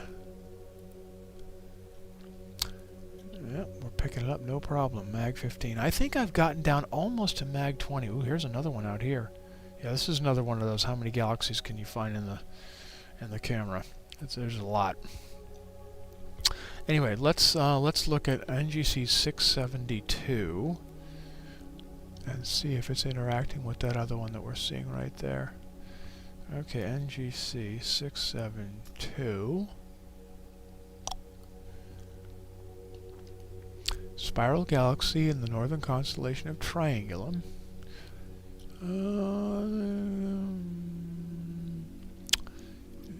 It was discovered by William Herschel in 1786.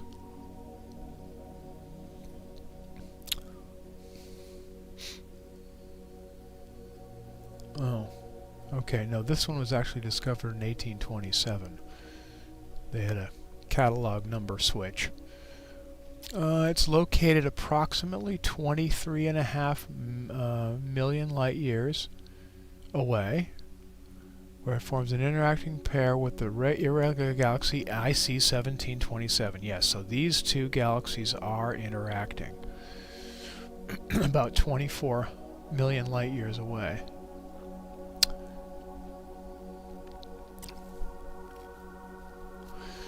In the neutral hydrogen radio band, a tidal bridge is observed between the galaxies.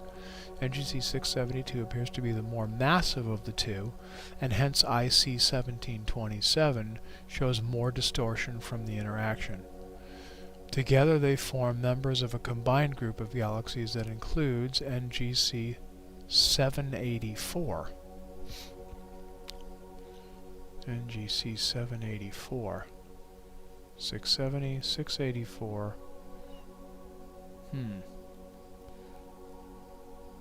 I see 1731. I don't see 784.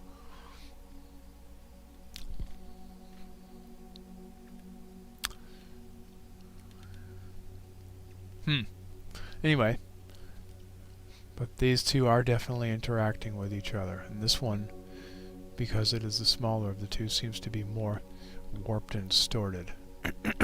Whoop. Its shape seems to be a little bit more distorted. So being pulled a little bit more out of shape than this one.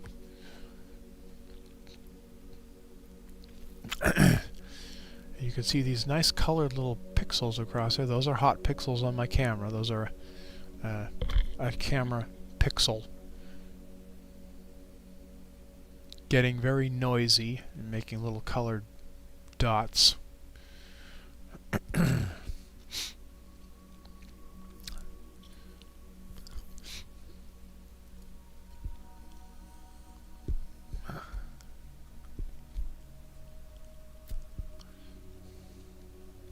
Oh, thanks for showing up, Pimal, and have a good night. Thanks for being here. I probably am not going to be going a whole lot longer myself. Been going for a couple hours now, so. How many more? We're at 672. Yeah. So got 3 more. 672, so got 3 more of those. 7008. Oh, it's another little planetary, looks like. Some other kind of nebula. We'll give these two a couple of minutes.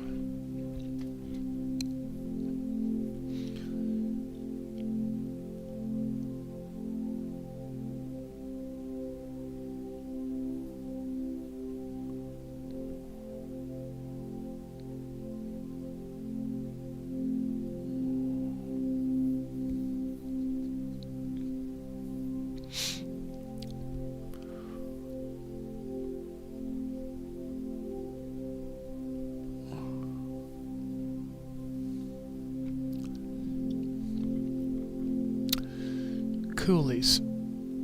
Okay, let's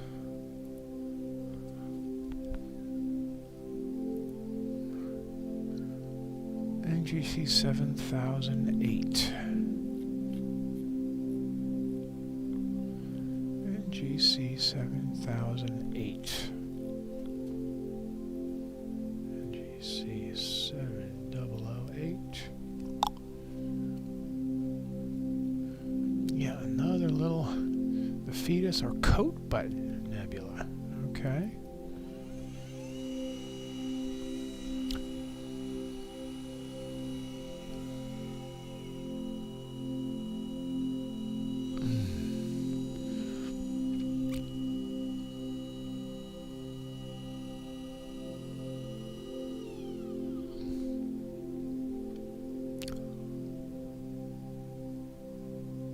This one's going to be another little time. Oh yeah, so now see on this one, the focus looks like it got whacked out a little bit. As a result, I don't think we're going to be able to see it very well. But this looks like it right here. Yeah, it's right next to a star. So this is it right here. Let's pull a couple of.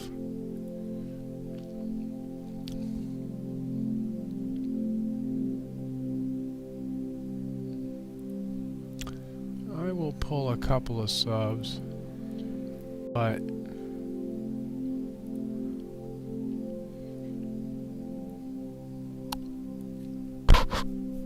I think it's not going to be easy to see without refocusing and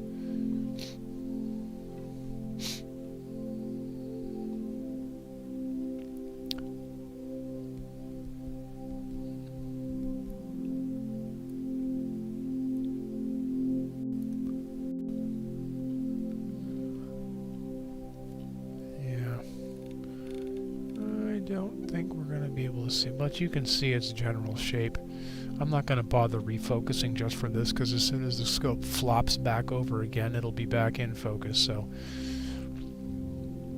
but you can see its general shape in there. I'm going to actually restart this because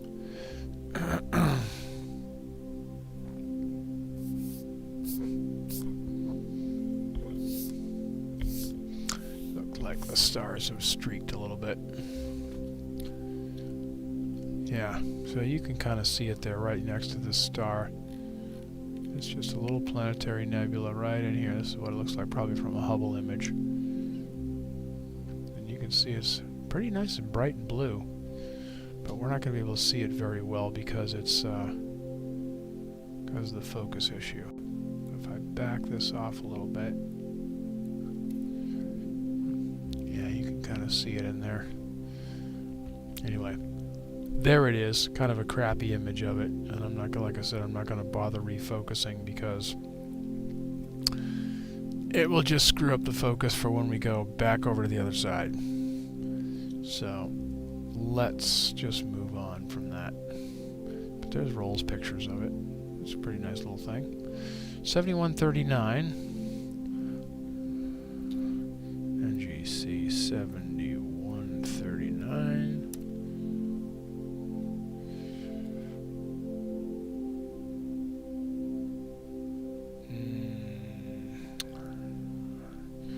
Well, this is again going to be upside down, so I'm going to skip it. It's going to be upside down. He'd like taking things in the northern sky. What have we got? 7479. And no, NGC 7479.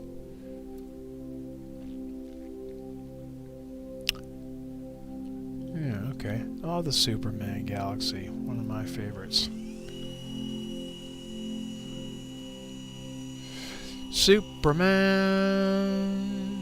And I think this will probably be the last thing I do tonight.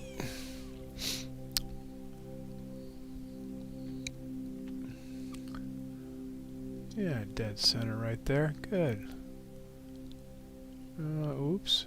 And there you are moving. Look at you moving. Get you to stop moving. Okay.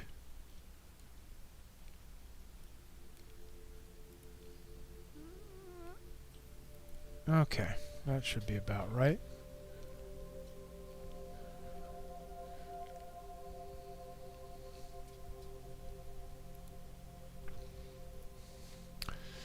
But yes, the S shape of the Superman galaxy. About 120 million light years. So not one of our real local ones, but so there's the images Roll got with it. Oh, there's a color image. Oh, good. Let's see how our color image and his color image work out together. And this will be the last one that I do. If I want to do the challenging ones next time, I can do that.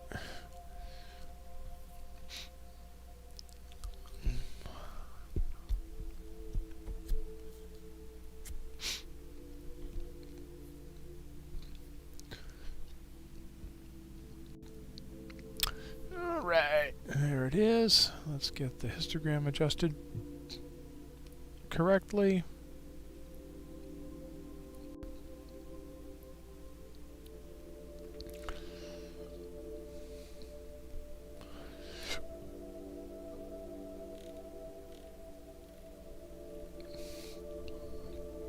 Yeah, let's see how that one works out.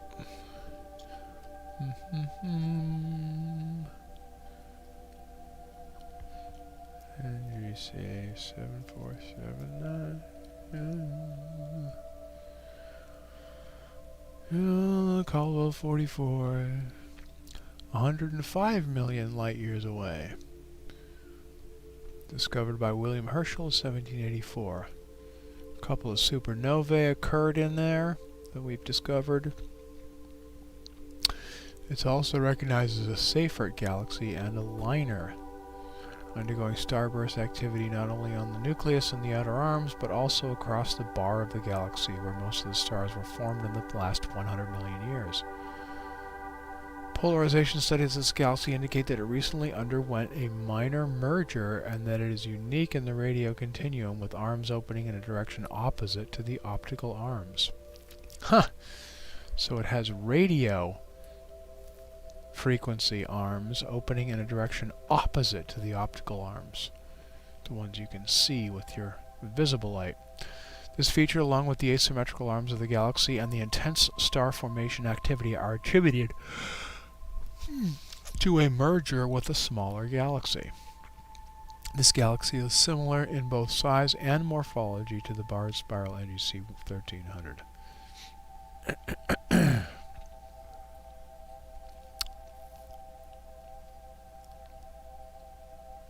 So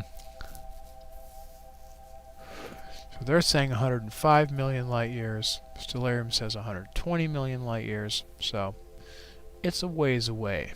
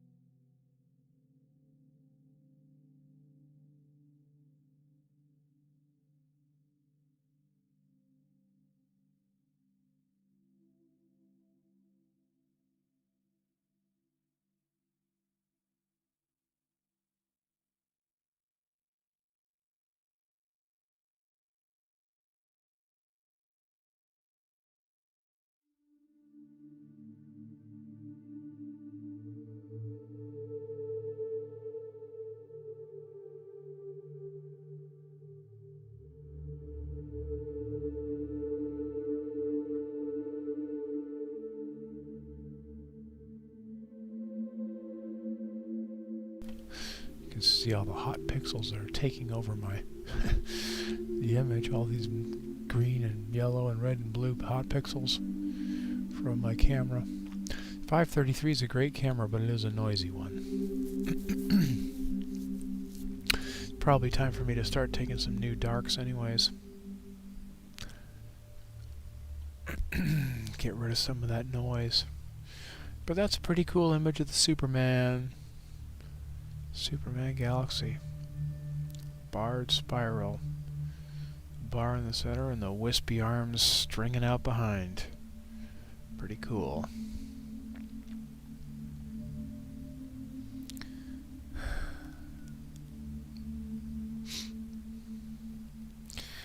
But I think that's going to about do it for me tonight. Starting to get a little cool, even though this has been a gorgeous warm night. Wonderfully calm and still. But I'm getting hungry and a little cold, and so I think I'm going to head in. But thank you everybody for being here. Really appreciate you showing up and saying hi. And this is my first live stream in, gosh, almost 4 months. So hopefully I'll start doing them a little more regularly now, but we'll see. Life has a way of disrupting you here and there, so you never know what happens with your plans, but hopefully I'll be back a little more frequently from now on as fall sets in and we start having that nice steady cold air to look through, which is typically better than the summer air anyway. But yeah, hopefully I'll be around more. But until then, everybody have a great night, and thank you for being here. Really appreciate it. And I will see you all soon. See you next time.